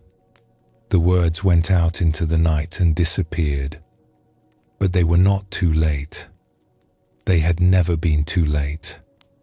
They were simply another expression of something that had been there all along, something he had always known, something that had been spoken in 1,000 ways throughout all the years of her life. She visited his grave often after that. Not to apologize, not to carry guilt, but simply to be near him. Sometimes she spoke aloud, telling him about her days, about her mother, about the small happenings of the village. Sometimes she sat in silence, feeling the connection that death had not severed. And when people asked her about her father, she no longer spoke only of the quiet woodcutter who said little. She spoke of a man who had loved deeply, who had expressed that love in ways that did not require words, and who had raised a daughter who had learned to love in the same way. The Buddha taught that attachment causes suffering, and we can become attached even to our own guilt. We carry burdens that do not need to be carried. We punish ourselves for failures that were not really failures. We hold on to regret long after it has served any purpose. The great matter invites us to examine our regrets and ask whether they are truly necessary. Sometimes we discover that what we thought was a failure was simply a different way of succeeding. Sometimes we discover that the love we thought was unexpressed was being expressed all along in ways we did not recognize. Living without regret does not mean making no mistakes. It means not carrying our mistakes longer than necessary.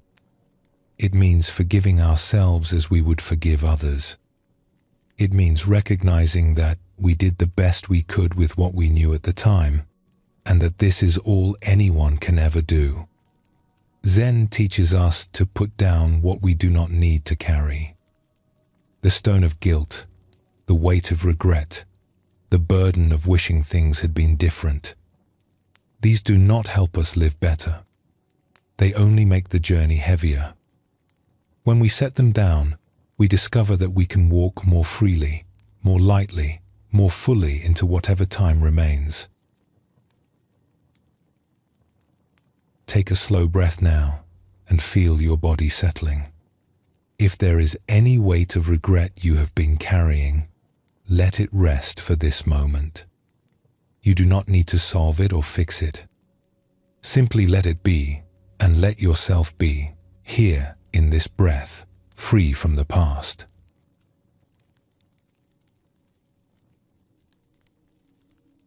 We have been exploring the great matter together, looking at how awareness of our mortality can awaken us to the preciousness of life. We have seen how facing death can clarify what truly matters, how urgency can free us from postponement, and how we can live without the weight of regret. Now we turn to something deeper still. Zen does not see birth and death as two separate events, one at the beginning of life and one at the end. It sees them as part of one continuous movement, like waves rising and falling in the ocean. Each wave appears, crests, and disappears, but the water itself is never lost. It simply changes form, becoming part of the next wave and the next. This understanding can bring great peace.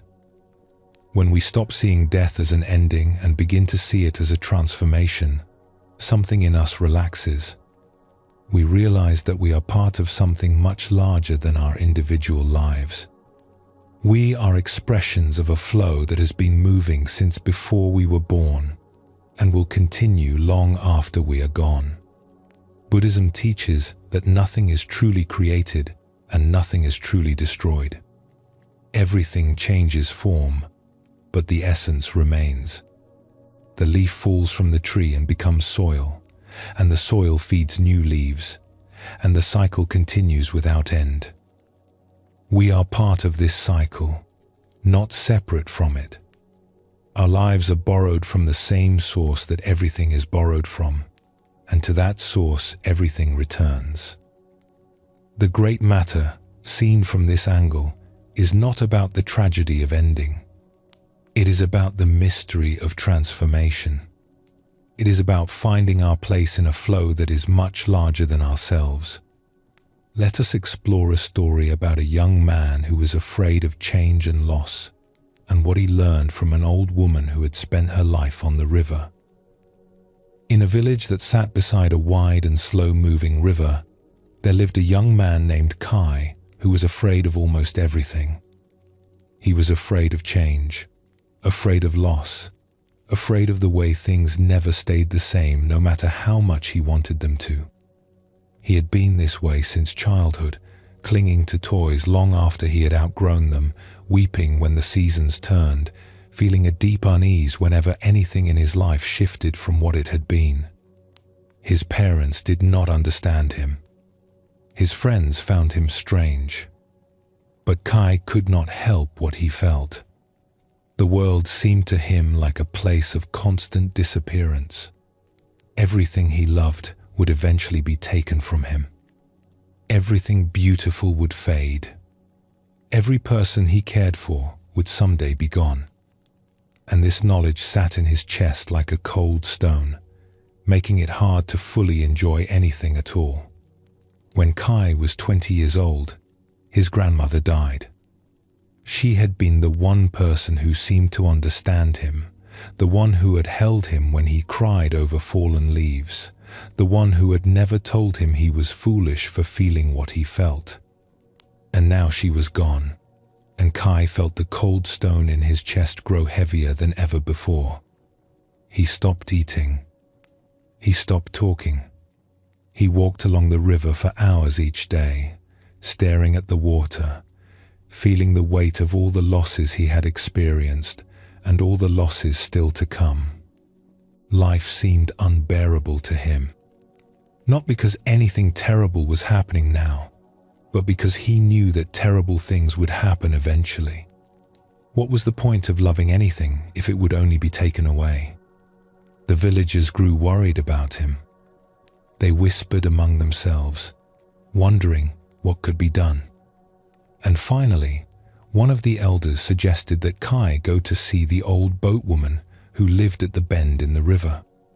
Her name was May, and she had been ferrying people across the river for over 60 years. She had been born on the water, had spent her entire life on the water, and it was said that she understood things about coming and going that other people did not. Perhaps she could help the young man who was drowning in his fear of loss. Kai's father brought him to the riverbank, where May's small boat was moored. The old woman was sitting in the bow, mending a fishing net with gnarled fingers. Her face was deeply lined, weathered by decades of sun and wind and water. Her eyes, when she looked up at Kai, were clear and calm, like the river on a still morning. "This is my son," Kai's father said. "He is troubled.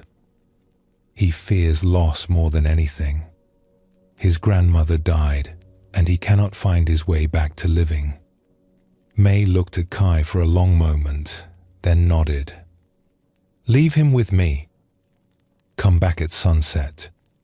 Kai's father hesitated, then walked away. Kai stood on the bank, unsure what to do. "Get in the boat," May said. He climbed into the small wooden vessel and sat on the worn plank that served as a seat. May pushed off from the bank with her long pole, and they drifted out into the current. For a long while, she said nothing. She simply poled the boat along, sometimes letting the current carry them, sometimes guiding them toward one bank or the other. Kai watched the water flow past, brown and slow and endless. He watched the banks slide by, the trees leaning over the water, the birds rising and settling.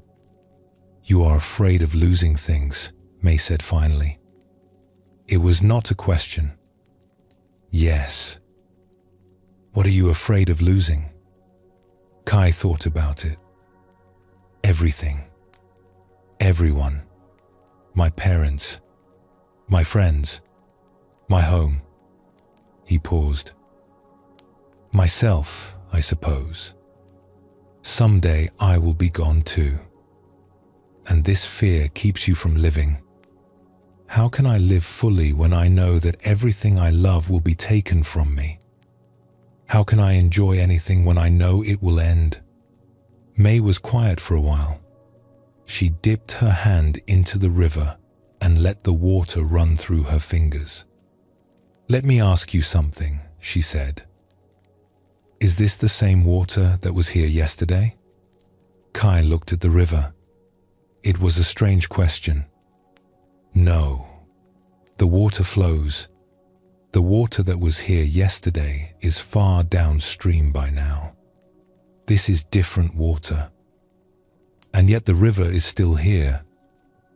"Yes. The river is still here. The water changes, but the river remains." May wiped her hand on her worn clothes. "I have been on this river for 62 years. I have watched more water flow past than I could ever count. Every moment, the river is different. Every moment, the water I touched a moment ago is gone, replaced by new water. And yet the river itself is always here. It has never stopped being the river." Kai frowned, not quite understanding. "You are afraid of losing things," May continued. "But have you ever considered that nothing is truly lost? It only changes form. The water that flows past us now will become clouds someday, and rain, and perhaps fall on distant mountains and flow into a different river. Is it lost? Or has it simply moved on to become something else?" "But people are not water," Kai said. "When my grandmother died, she did not become a cloud or a river. She simply stopped existing." May smiled gently. "Did she? Let me ask you something else. When you think of your grandmother now, what happens?" Kai closed his eyes. He thought of her face, her voice, her warm hands holding his when he was small. He thought of the things she had said to him, the way she had made him feel understood and accepted. "I feel her with me," he said slowly. "In my memory, in the way I think about things. So she is gone, and yet she is here. She is no longer walking beside you, and yet she is walking inside you. The form has changed, but something remains." May paused. "This is what I have learned from the river. Nothing truly ends. It only transforms. The water becomes mist. The mist becomes cloud. The cloud becomes rain. The rain becomes river again. Around and around, changing form but never disappearing." The boat drifted in silence. A heron flew low over the water and landed on the far bank, standing perfectly still among the reeds. "Your grandmother's body is gone," May said.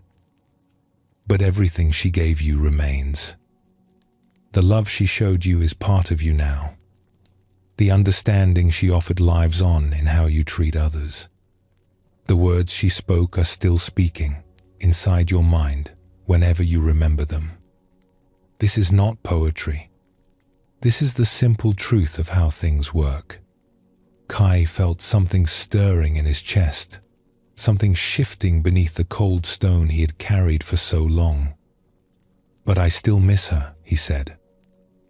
"It still hurts." "Of course it hurts. The missing is real. The grief is real. I am not asking you to pretend otherwise." May looked at him directly. "But there is a difference between grieving what has transformed and believing that it has been destroyed. Your grandmother is not destroyed. She is changed. And you are part of that change. You are how she continues in the world." She pointed to a spot on the riverbank where a large tree had fallen, its roots exposed, its trunk slowly returning to the earth. "Do you see that tree? It fell in a storm 3 winters ago. It was the largest tree on this part of the river.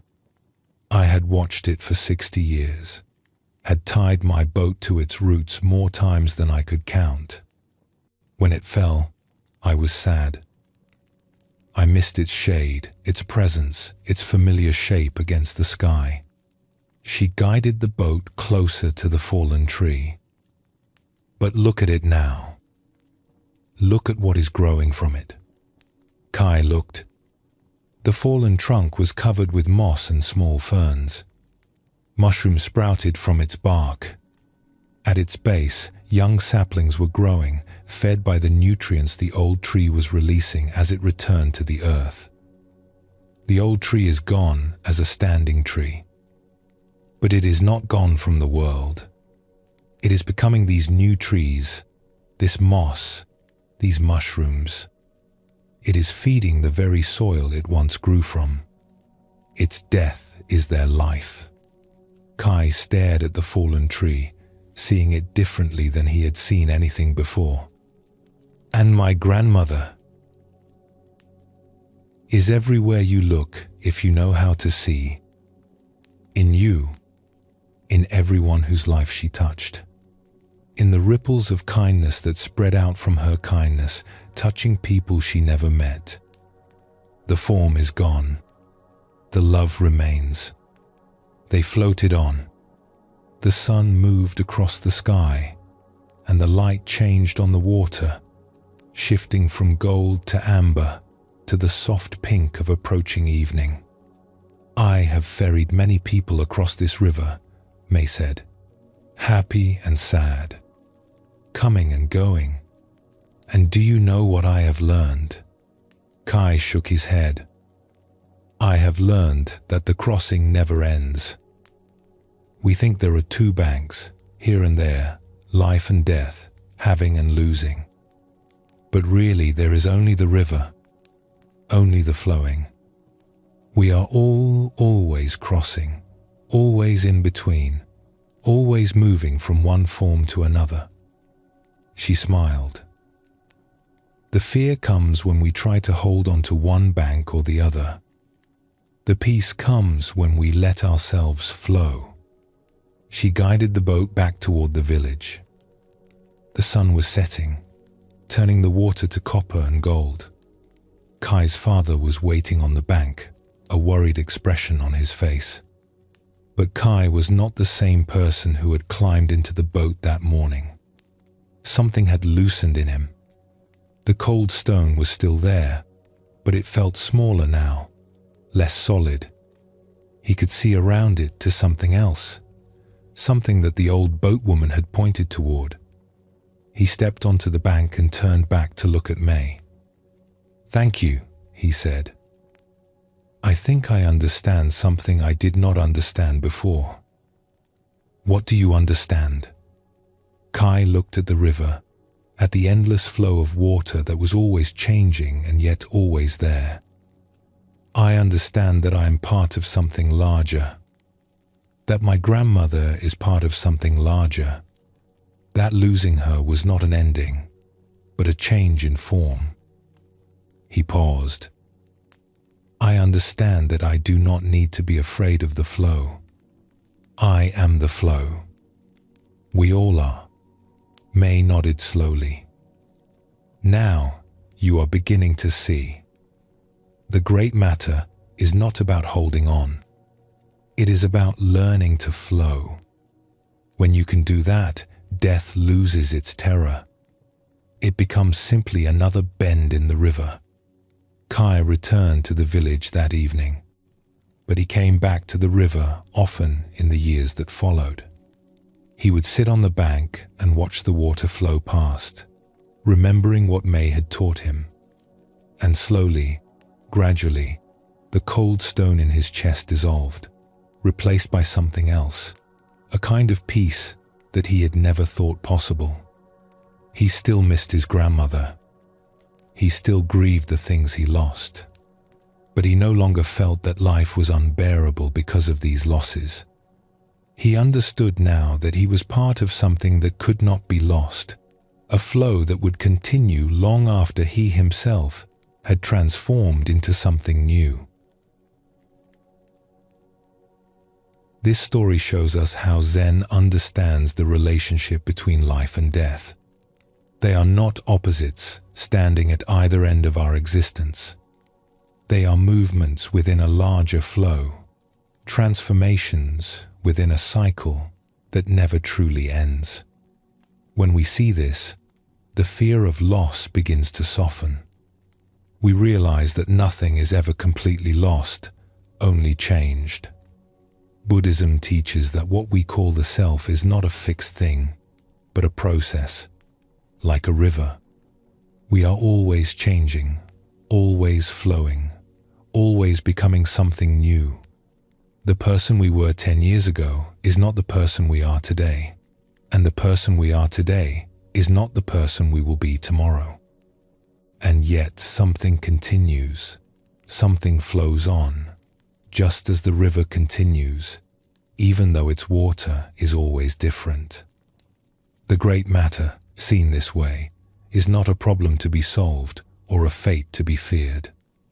It is simply the nature of existence, the way things are.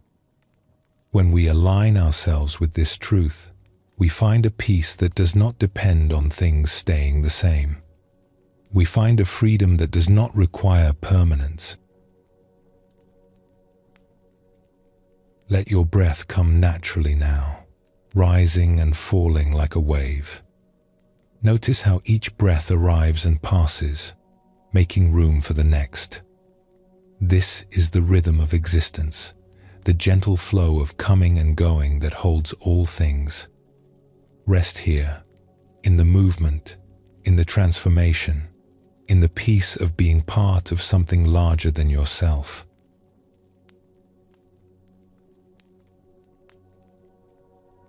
As we continue to explore the great matter, we come to a question that lives quietly in many hearts. What will remain when I am gone? What will my life have meant? Will I be remembered? And if so, for what? These questions arise naturally when we contemplate our mortality. We want our lives to matter. We want to leave something behind, some mark that says we were here, that our existence meant something. This longing for legacy is deeply human. But Zen offers a surprising answer to this question. It suggests that the legacy we worry about most, the achievements, the possessions, the monuments to ourselves, is not the legacy that truly endures. What remains is something simpler and more profound. It is the love we have given. It is the kindness we have shown. It is the way we have touched other lives, often in moments we ourselves have forgotten. Buddhism teaches that we are deeply interconnected. Every action sends ripples outward, touching people we may never meet, continuing long after we are gone. A single act of kindness can change a life, and that changed life can change others, and on through time. This is our true legacy. Not the things we build or own, but the love we set in motion. The great matter invites us to consider what we are leaving behind, not someday in the distant future, but right now, with every choice we make. Are we adding kindness to the world, or taking it away? Are we helping others or only helping ourselves? The answers to these questions shape a legacy that no monument can match. Let us explore a story about a man who spent years trying to preserve his memory, and what a simple woman taught him about how remembrance truly works.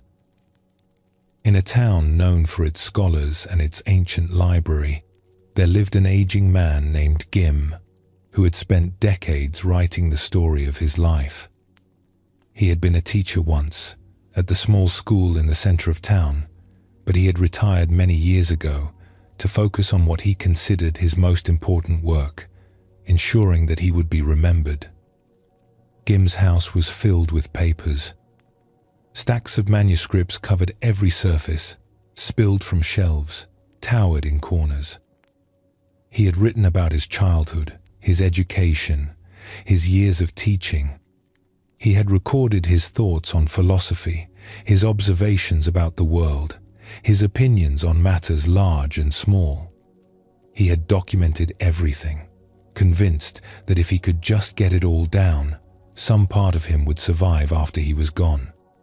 But now, Gim was old, and a troubling realization had begun to creep into his mind.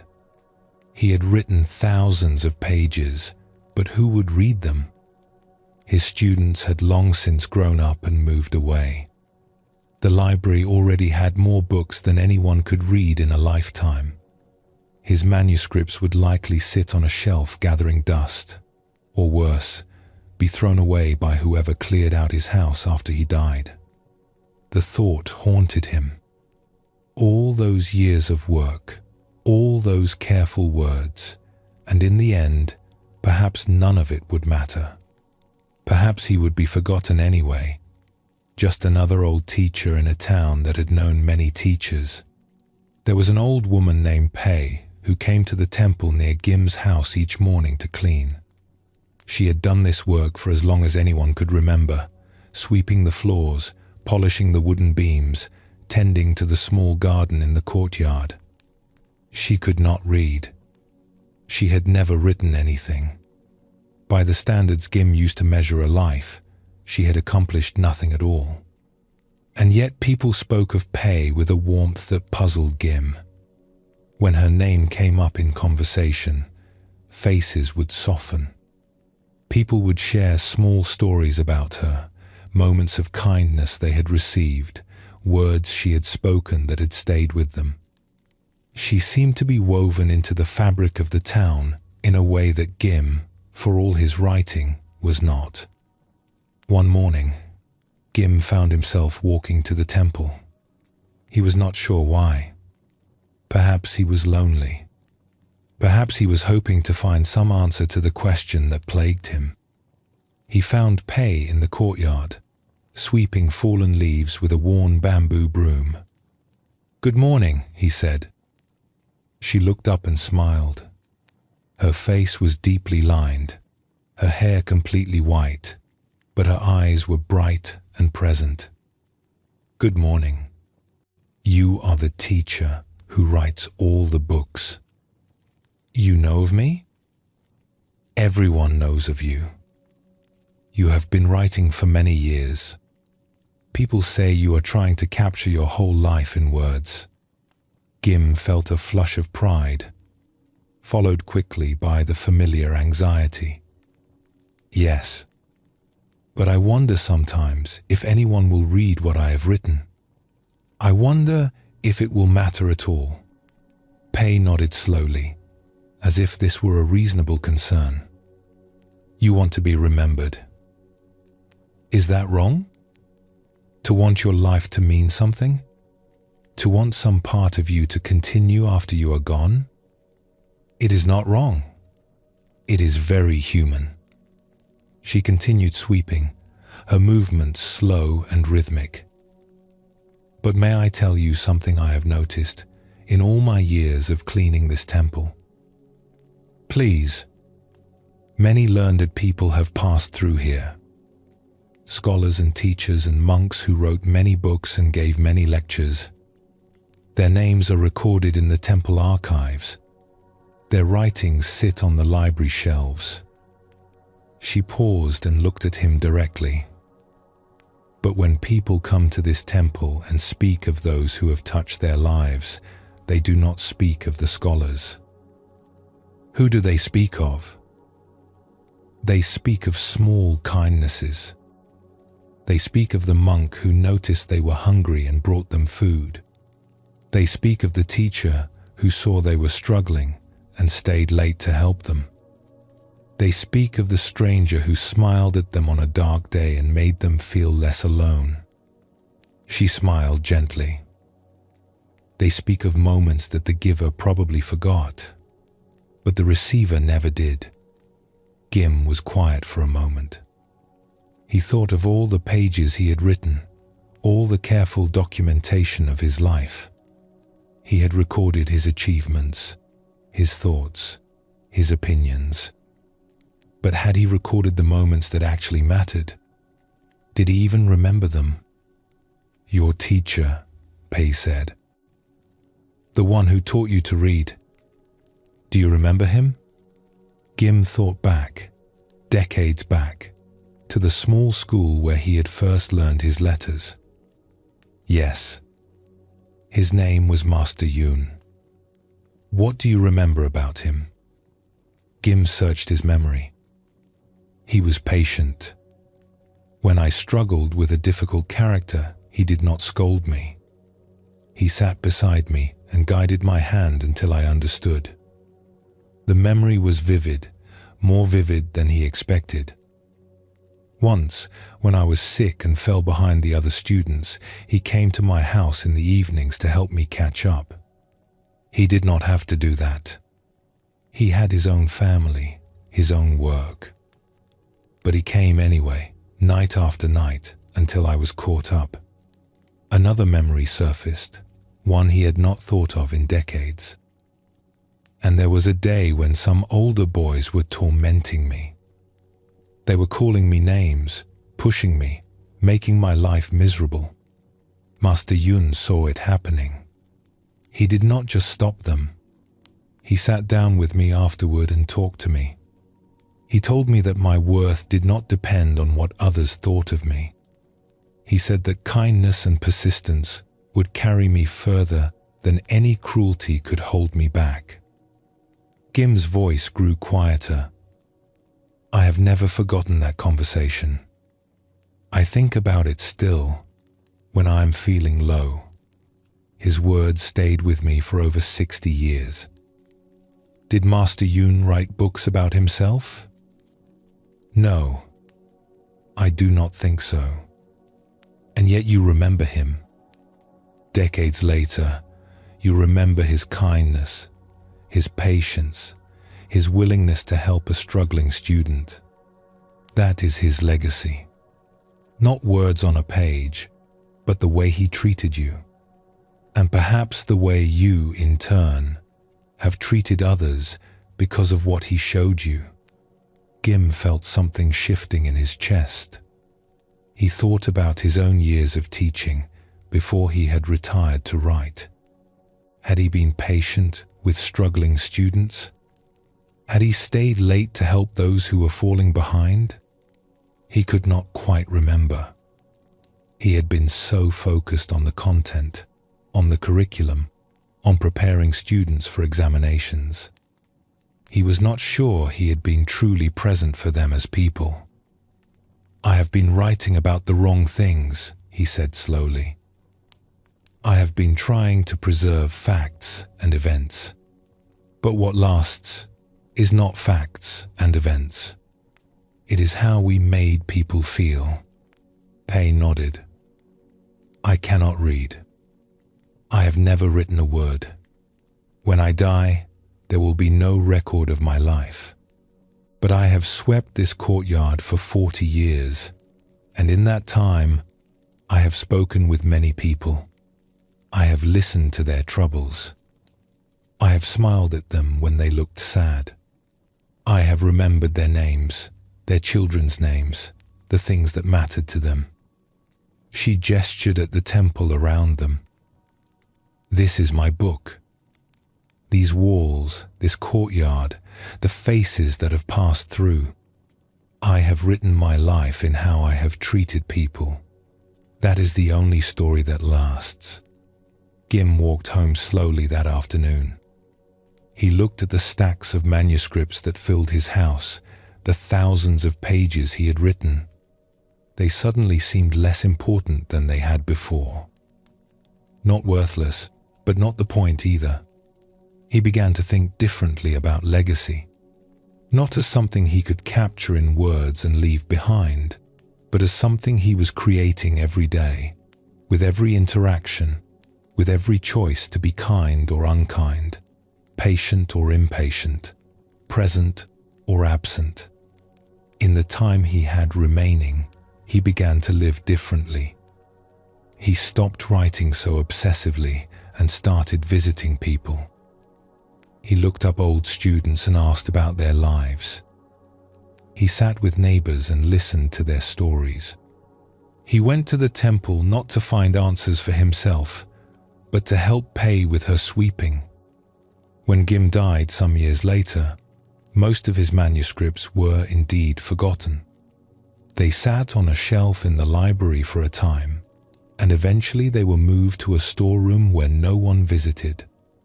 The carefully preserved facts of his life faded from memory. But people remembered the old teacher who had visited them in his final years.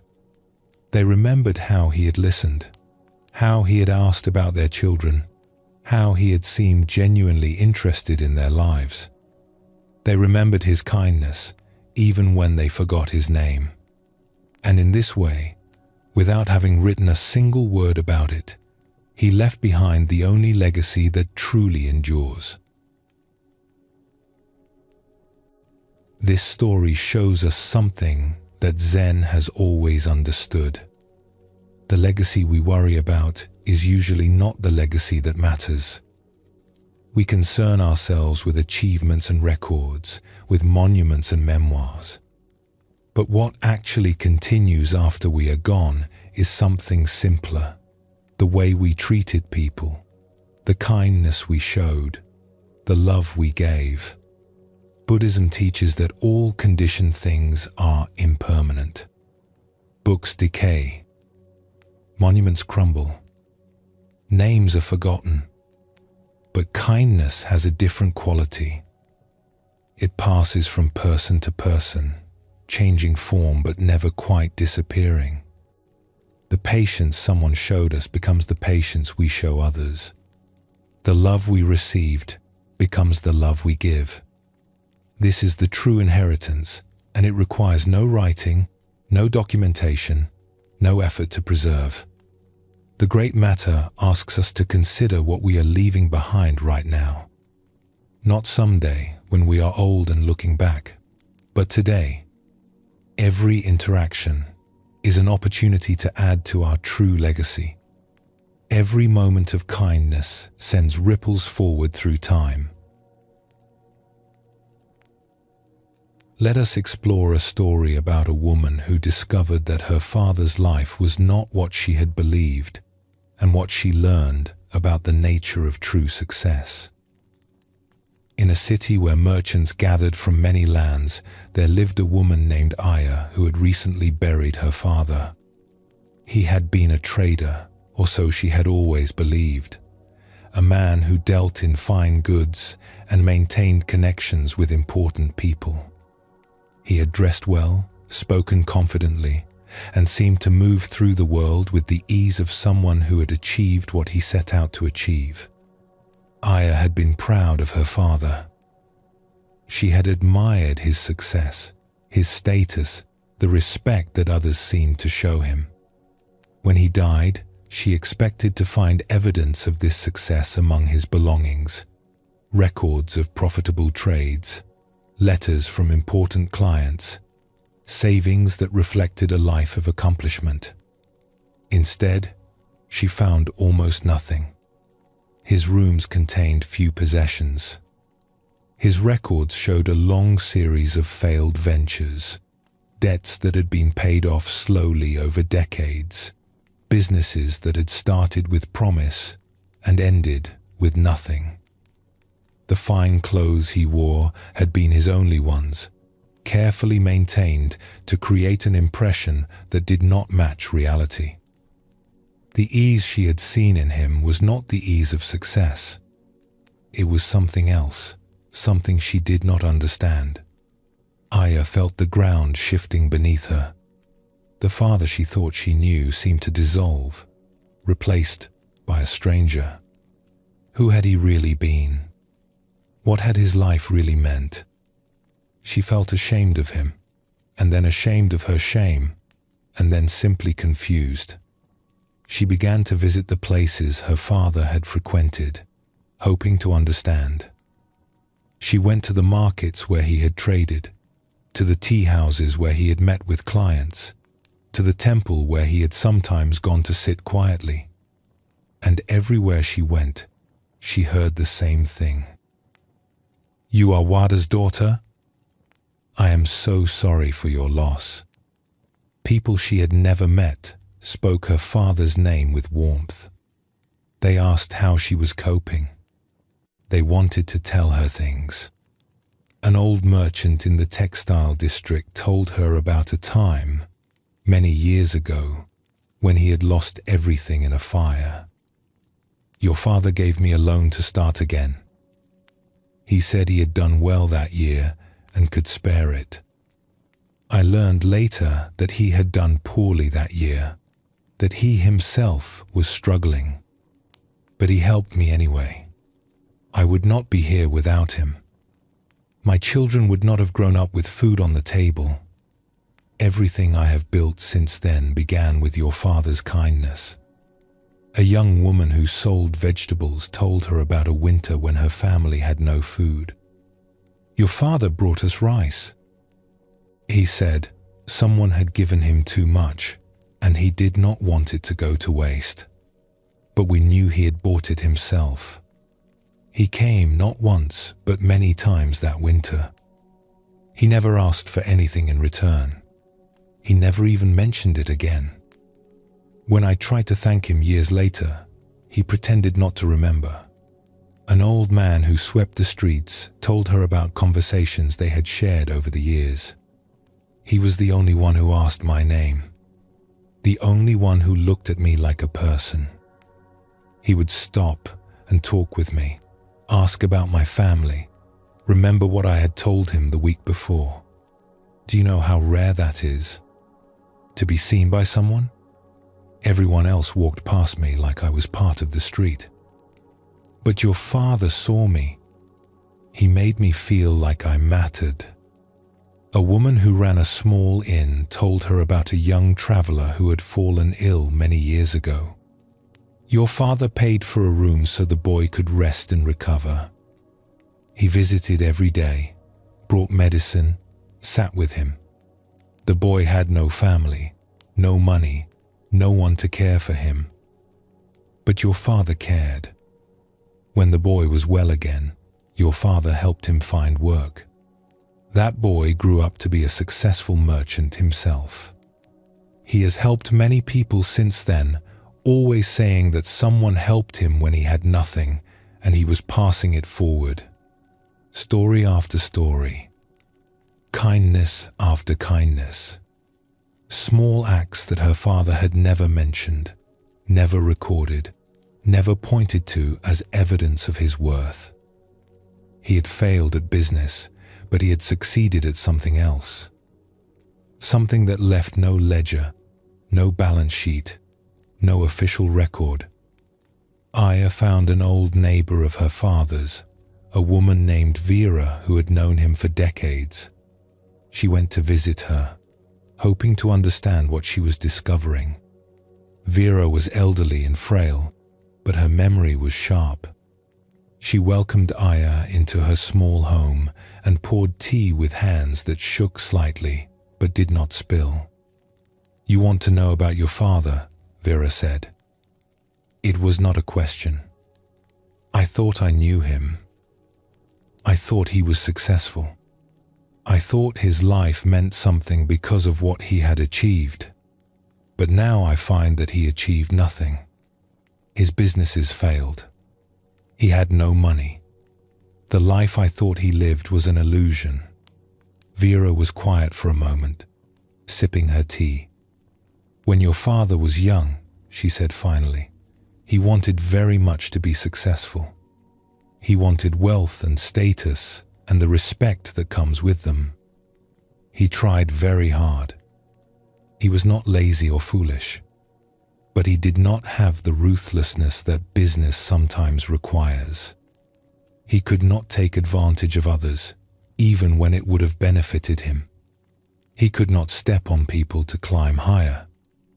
She set down her cup and looked at Aya directly. His businesses failed because he was too kind to succeed in the way the world measures success. He gave credit to those who could not pay. He shared his profits when others were struggling. He put people before transactions every time. Then his life was a failure. Was it?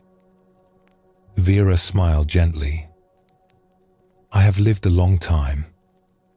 I have known many successful people, people with money and status and power. Most of them died surrounded by possessions but few friends. Their children came to collect their inheritance, not to mourn their loss.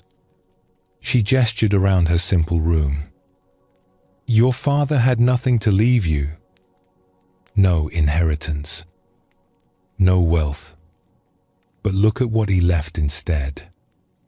Look at the people who remember him. Look at the kindness that is still alive in this city because of how he lived. Look at the merchants who are kinder to their employees because of what he showed them. Look at the young people who believe in generosity because he was generous to them. Aya felt tears forming in her eyes. I was ashamed of him. When I found out about his failures, I was ashamed. That is natural. We are taught to measure worth in certain ways, but those measurements are wrong. They count the wrong things. Vera reached out and took Aya's hand. Your father's failure freed him. He had nothing left to protect, so he could give himself away. His businesses collapsed, but he did not collapse with them. He found a different way to succeed. He succeeded at being a good person. That is much harder than making money. Aya thought about all the stories she had heard. The loans that were never repaid. The food that was given away.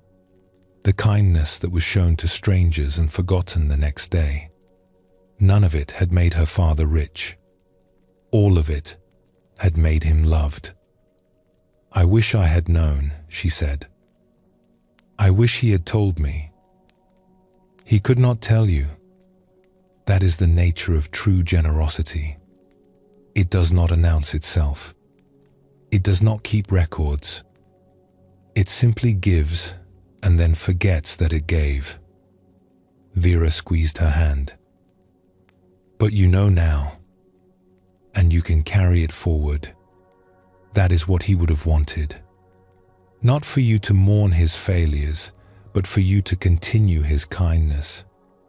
That is the only inheritance that matters. In the years that followed, Aya lived differently than she might have otherwise. She had inherited her father's kindness along with his poverty. When she passed a person in need, she remembered the stories she had heard, and she stopped to help. When she had a chance to take advantage of someone, she thought of her father's gentle face, and she chose differently. She never became wealthy. She never achieved the status she had once hoped for. But when she died, many years later, people spoke of her the way they had spoken of her father, with warmth, with gratitude, with the particular softness that comes into the voice when remembering someone who was truly kind. And in this way, her father's legacy continued, not in records or monuments, but in the quiet accumulation of kindness, passed from one person to another, rippling forward through time. She would sometimes tell people about her father when the moment seemed right. She would tell them about the failed merchant who succeeded at something else entirely. She would tell them about the man who had nothing to leave behind except love, and how that love had proven to be worth more than any fortune. And sometimes, when she told the story, she could see something shift in the listener's eyes, a reconsideration of what matters, a softening of the relentless drive to accumulate and achieve, a recognition that there might be another way to measure a life. That too was part of her father's legacy, this story that lived on and continued to teach. He had written nothing, achieved nothing. The world would count as success. But his life was still speaking, still changing how people thought about what mattered, still sending ripples of kindness forward into futures he would never see. Zen teaches that what we accumulate in this life cannot be taken with us. Wealth, status, possessions, all of these remain behind when we go. But love is different. Love continues in the hearts of those we have touched. Kindness lives on in the people who received it and pass it forward to others. The Great Matter asks us to reconsider what we value. The world tells us to seek success measured in money and power and recognition. But when we contemplate our mortality honestly, these measures often seem hollow. What remains, what actually continues after we are gone, is the love we have given and the kindness we have shown. Buddhism speaks of merit, the positive energy that our good actions create. This merit does not disappear when we die. It continues to work in the world, bringing benefit to beings we may never meet. Every act of kindness adds to this storehouse of good. Every moment of compassion sends ripples forward through time. This is our true legacy. Not what we build, but how we love. Not what we achieve, but how we treat others. The Great Matter invites us to live with this understanding, to choose kindness over accumulation, to leave behind the only thing that truly endures. Let your body soften now and your breath settle into its natural rhythm. Consider the kindness you have received in your life and the kindness you have given. Both are part of a flow that is larger than any single life. Rest in this understanding, in the peace of knowing that love continues.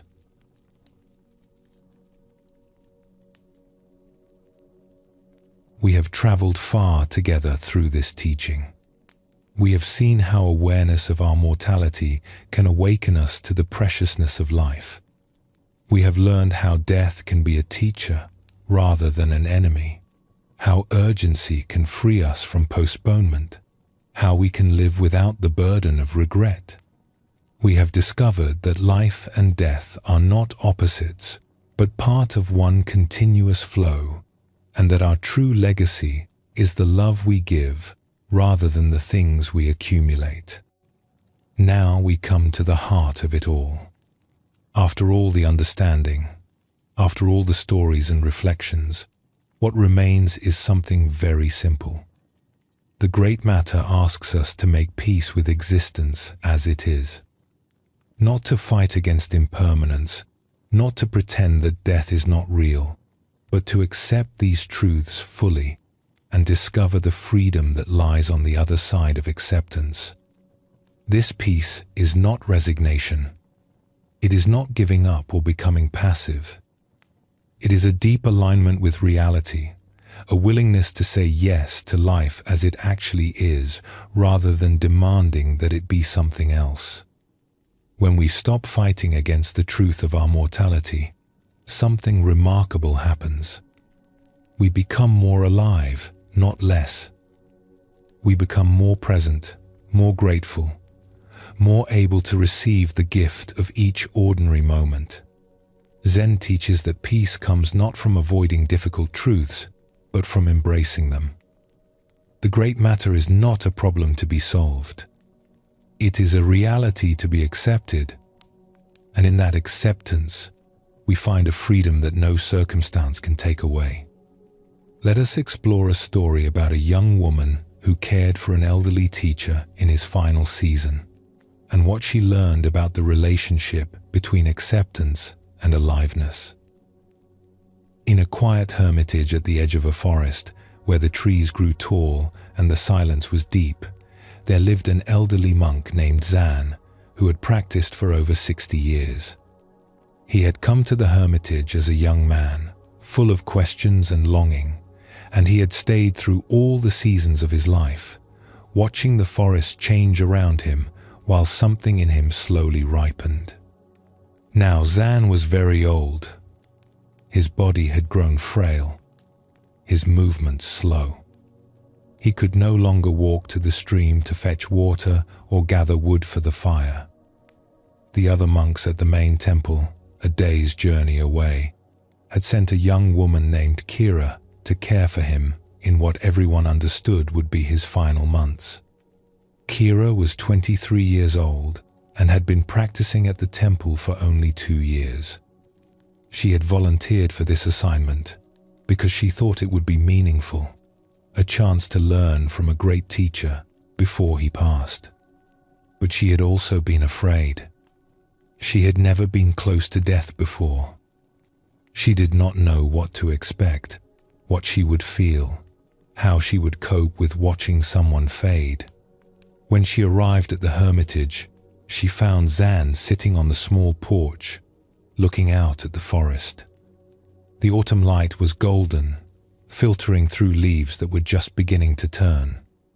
He looked up at her approach and smiled, and his smile was so warm, so genuinely welcoming, that her fear eased a little. "You are Kira," he said. "They told me you were coming. Thank you for making the journey. I am honored to be here, Master Zan." He gestured for her to sit beside him. "No need for titles. Just Zan is fine. We will be living together for a while. We should be comfortable with each other." In the days that followed, Kira settled into the rhythm of caring for the old monk. She prepared his meals, kept the hermitage clean, helped him walk when he wanted to move around. The work was simple but constant, and she found herself falling into it with a kind of peace she had not expected. But what surprised her most was Zan himself. She had expected sadness, perhaps even despair. She had imagined that someone facing the end of their life would be withdrawn, melancholy, focused inward on their approaching death. Instead, Zan seemed more alive than anyone she had ever met. He noticed everything: the quality of the morning light, the sound of birds in the trees, the taste of the simple rice she prepared. He would pause in the middle of a conversation to watch a leaf fall, following its descent with complete attention, as if it were the most fascinating thing in the world. "You seem so happy," Kira said one afternoon. They were sitting on the porch again, watching the shadows lengthen across the clearing. "I do not understand. You know that you are dying. How can you be so peaceful?" Zan was quiet for a moment, considering the question with the same attention he gave to falling leaves. "For most of my life," he said finally, "I was preparing for something that was always in the future. When I was young, I was preparing to become a monk. When I became a monk, I was preparing for deeper understanding. When understanding came, I was preparing for enlightenment. Always there was something ahead of me, something I was moving toward, something that would happen later." He picked up a fallen leaf from the porch and turned it in his gnarled fingers, examining its colors, its veins, its perfect imperfection. "And now there is no more later. There is no future to prepare for. The road I have been walking my whole life has finally come to its end." He looked at her, and his eyes were bright with something she could not quite name. "Do you know what that feels like?" Kira shook her head. "It feels like freedom. For the first time in my life, I am not going anywhere. I am not trying to become something. I am not preparing for some future moment when things will be better or different. I am simply here, in this moment, with nothing to do but receive it."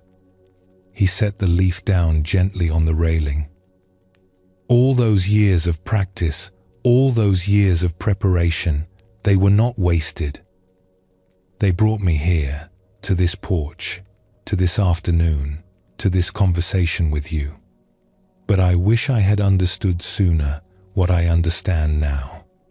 I wish I had known that the moment I was preparing for was always this moment. The life I was waiting for was always this life.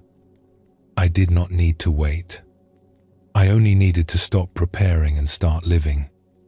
Kira felt something stir in her chest. But how can you not be afraid, knowing that the end is so close? I did not say I was never afraid. Fear comes sometimes, late at night when the darkness feels very deep. But fear is not the whole of it. There is also this. He gestured at the clearing, the trees, the golden light. There is also the extraordinary gift of being alive right now, of being able to see this light, hear these birds, feel this air on my skin. The fear is small compared to the gratitude. He turned to look at her directly. You are young. You have many years ahead of you, probably. But those years will pass faster than you can imagine.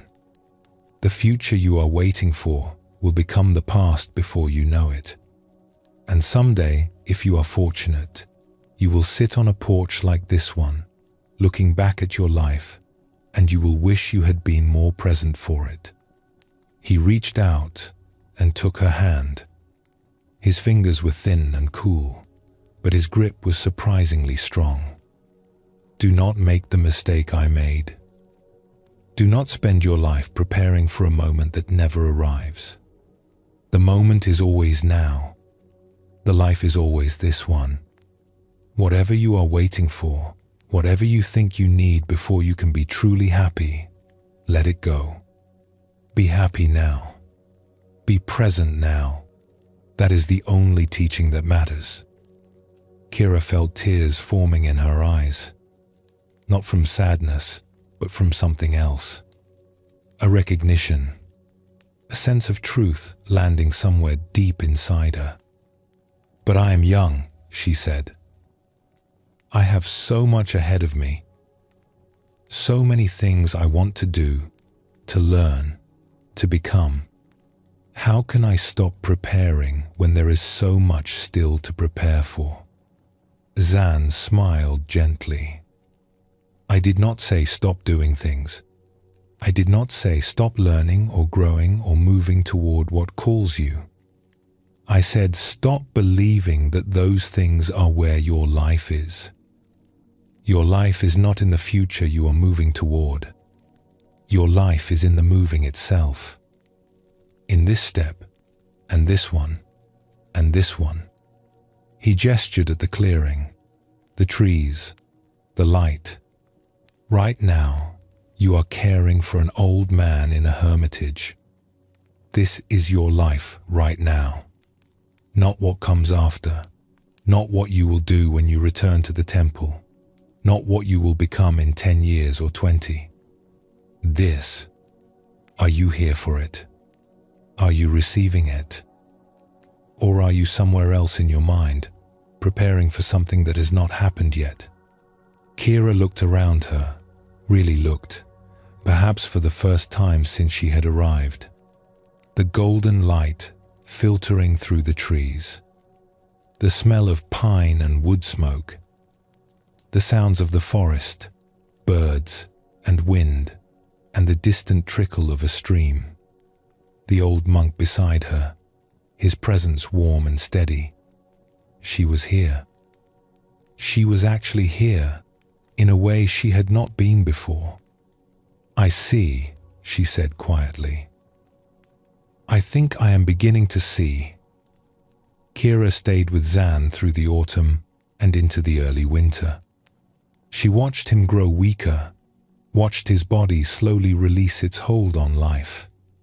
But she also watched him remain present, remain grateful, remain more fully alive than she had ever seen anyone be. He did not spend his final weeks in regret or fear. He spent them noticing the way the firelight flickered on the walls, the taste of tea on cold mornings, the sound of wind in the pines. Each small thing received his full attention, as if he was seeing it for the first time, as if it were the most precious thing in the world.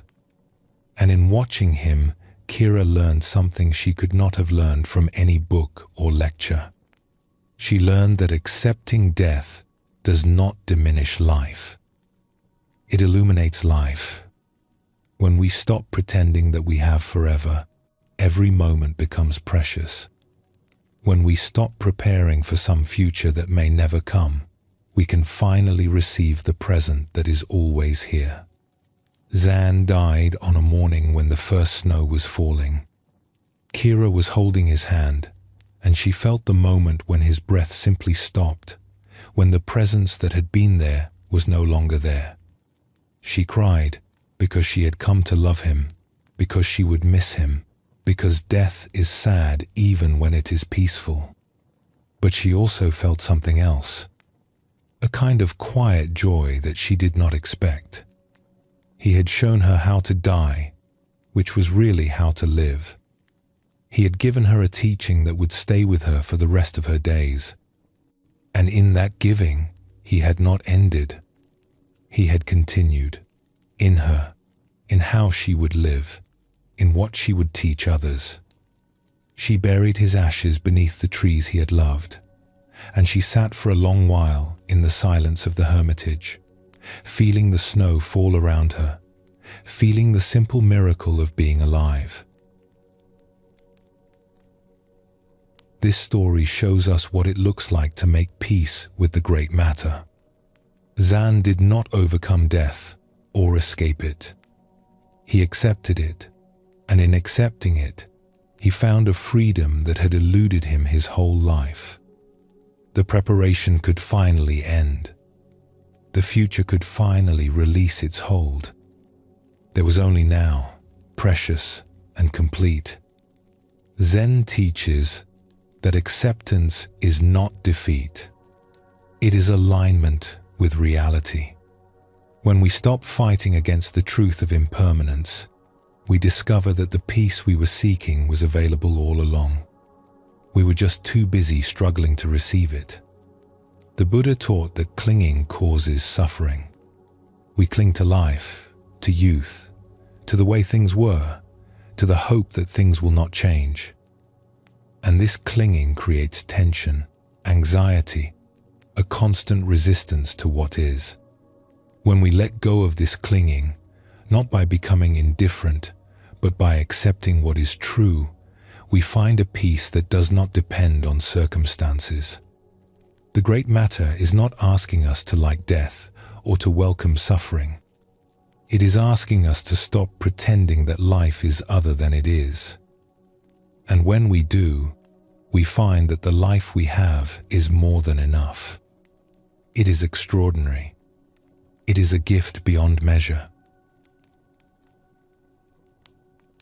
Let us explore a tale about a man who spent his life seeking enlightenment and what he found when he finally stopped looking. In a region where mountains rose sharp against the sky and the air was thin and clean, there lived a man named Taro who had spent his entire life searching for the truth. He had begun as a young man when a great restlessness had awakened in him, a longing to understand what life meant, what death meant, what anything meant at all. He had studied with teachers. He had read the ancient texts. He had meditated in caves and monasteries and forest hermitages. He had crossed mountains and rivers, seeking anyone who might have the answer he was looking for. He had devoted himself completely to the search, giving up comfort, giving up security, giving up everything that most people held dear. And yet the answer had not come. Decades passed, and Taro remained unsatisfied. He had glimpsed things, touched things, understood things. But the final piece, the complete resolution of his questioning, remained just out of reach. There was always another teaching to explore, another practice to try, another teacher who might have what the others had lacked. Now Taro was old. His hair was white, his body worn from years of wandering and discipline. He had come at last to a small village at the foot of the mountains, too tired to continue his search, too honest to pretend that he had found what he was looking for. In this village lived a woman named Leah who kept a small tea house. She was not a teacher. She had never studied with anyone. She simply made tea and served it to whoever came through her door. But there was something about her that drew Taro's attention. A stillness, a presence, a quality of being fully where she was. He began to visit her tea house each day, sitting in the corner, watching her move through her work. She did not seem to be doing anything special. She boiled water. She measured leaves. She poured tea. But she did these things with a completeness, an attention that Taro had rarely seen in all his years of searching. One morning, when the tea house was empty except for the two of them, Taro asked if he could speak with her. "Of course," she said, setting a cup of tea before him. "I have spent my whole life searching for the truth," he said. "For enlightenment. For some understanding that would put an end to my questions, that would show me what life and death really mean. I have studied with great teachers and practiced difficult disciplines, but I have not found what I was looking for." He paused, looking down at the simple cup in his hands. "I am old now. I do not have much time left, and I am beginning to fear that I have wasted my life chasing something that does not exist." Leah was quiet for a moment. She refilled her own cup with careful attention, watching the tea flow from the pot. "What were you looking for, exactly?" "I do not know anymore. Something that would make sense of everything. Something that would take away the fear of death, the confusion about life. An experience or understanding that would be unmistakable, final, complete." "And you did not find it?" "I found many things. Moments of peace, glimpses of something larger, teachers who seemed to know something I did not. But nothing lasted. Nothing was final. The questions always returned." Leah nodded slowly. She took a sip of her tea, and Taro noticed how completely she seemed to be there for the sipping, how fully present she was for this small, ordinary act. "May I tell you what I have noticed?" she said. "In all my years of making tea, please, the people who come here looking for something special never find it. They drink the tea quickly, barely tasting it, already thinking about where they will go next, what they will try next. They are not here. They are somewhere else, in their minds, chasing something that is always ahead of them." She set down her cup and looked at him directly. "But sometimes someone comes who is not looking for anything. They sit down. They receive the tea. They taste it fully, feeling the warmth, the bitterness, the subtle sweetness. They are here, completely here, not wanting to be anywhere else. And these people, without trying, without seeking, without doing anything special at all, they seem to have what the others are searching for." Taro felt something tremble in his chest. What do they have? Presence. Just presence. They are not somewhere else. They are not chasing something that is always out of reach. They are simply here, tasting tea, feeling the morning air, being alive in this moment. She smiled gently. "That is the only enlightenment I have ever seen. Not a special state, not a final answer. Just this, just being here." just receiving what each moment offers. Taro looked down at his tea. He had barely touched it. He had been so absorbed in his questions, his seeking, his desperation for answers, that he had not even tasted what was in front of him. He lifted the cup to his lips. He let the tea enter his mouth slowly. He felt its warmth, its slight bitterness, the way it spread across his tongue and down his throat. He felt the cup in his hands, the smooth ceramic, the heat seeping into his palms. He heard the sounds of the morning, birds outside, wind in the trees, the soft crackle of the fire. And something shifted. It was not dramatic. There was no flash of light, no overwhelming experience, no sense of having finally arrived at a destination. There was just this cup of tea, this morning, this moment. And somehow, that was enough. For the first time in his life, that was enough. He looked around the simple tea house, the worn wooden tables, the steam rising from the pot, the light coming through the window, soft and golden. Everything was ordinary. Nothing was special. And yet everything was luminous, radiant with a beauty he had somehow missed while searching for something more. The seeking stopped. Not because he had found what he was looking for, but because he realized there was nothing to find. There was only this, always this, endlessly this. The enlightenment he had chased for decades was not somewhere else.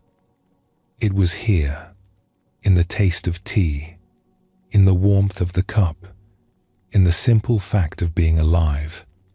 He thought of all the years he had spent, the mountains he had crossed, the teachers he had sought, the practices he had endured. None of it had been wasted, not really. It had all led here, to this moment, to this simple tea house, to this woman who made tea and poured it with presence. But he could have arrived here much sooner. He could have found this in any moment, if he had only stopped looking somewhere else. Tears came to his eyes, and he did not try to stop them. "All those years," he said quietly. "All that searching. And it was here all along." "It is always here," Leah said. "It cannot be anywhere else. The seeking is what hides it. The wanting something more is what obscures what is already present. When the seeking stops, even for a moment, there it is. There it always was." Taro stayed in that village for the rest of his life. He did not continue his search, because there was nothing left to search for. He helped Leah in the tea house sometimes. He sat in the morning light. He watched the seasons change on the mountains. He did nothing special, achieved nothing remarkable. But he was present. For the first time in his long life, he was simply, completely present. And in that presence, the great matter resolved itself. Not into an answer, but into something better than an answer.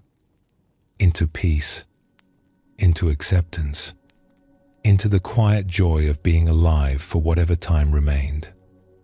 When people asked him what he had learned in all his years of seeking, he would smile and pour them tea. "I learned that there is nothing to find," he would say. "And that in the finding of nothing, everything is given. I learned that the great matter is not a problem to be solved. It is a mystery to be lived.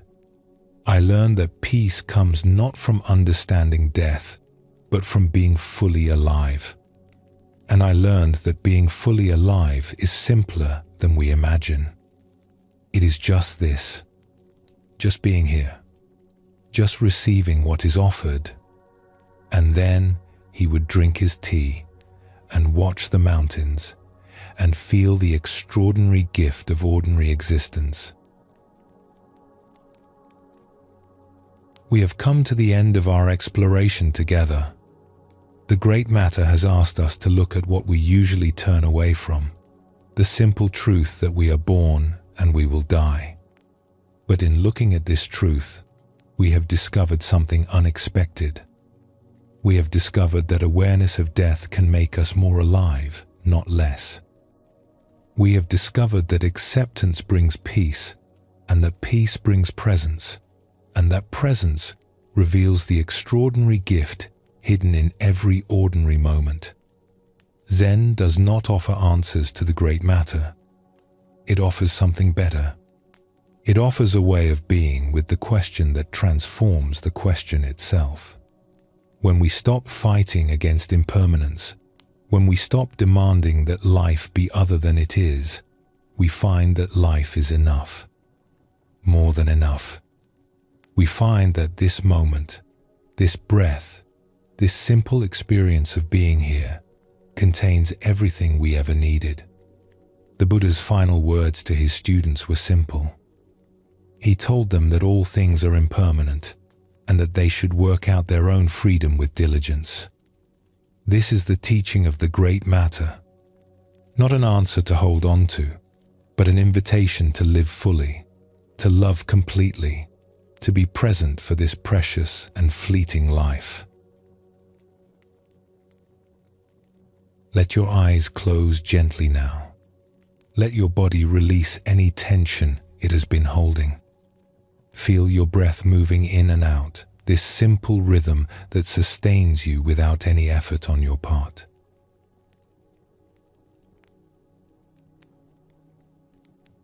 We have journeyed together through the great matter, this teaching that Zen considers the most important of all.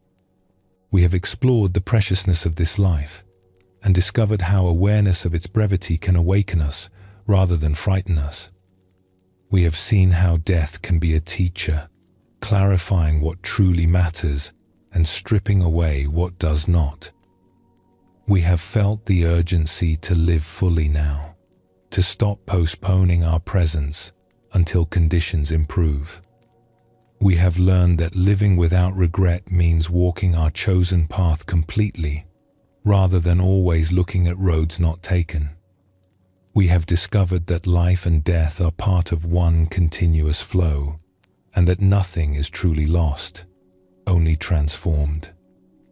We have seen that our true legacy is not what we build or accumulate, but the love we give and the kindness we show. And we have found that peace comes not from solving the great matter, but from accepting it, from aligning ourselves with reality as it is, rather than demanding that it be something else. This life is brief and precious. The people we love will not be here forever. This moment will not come again. These are not reasons for despair. They are invitations to wake up, to pay attention, to receive the extraordinary gift that each ordinary moment offers. You do not need to fear death when you are truly living. And you can begin truly living right now, in this breath, in this awareness, in this simple fact of being here. Sleep well, and thank you for joining us here at Sleepy Monk.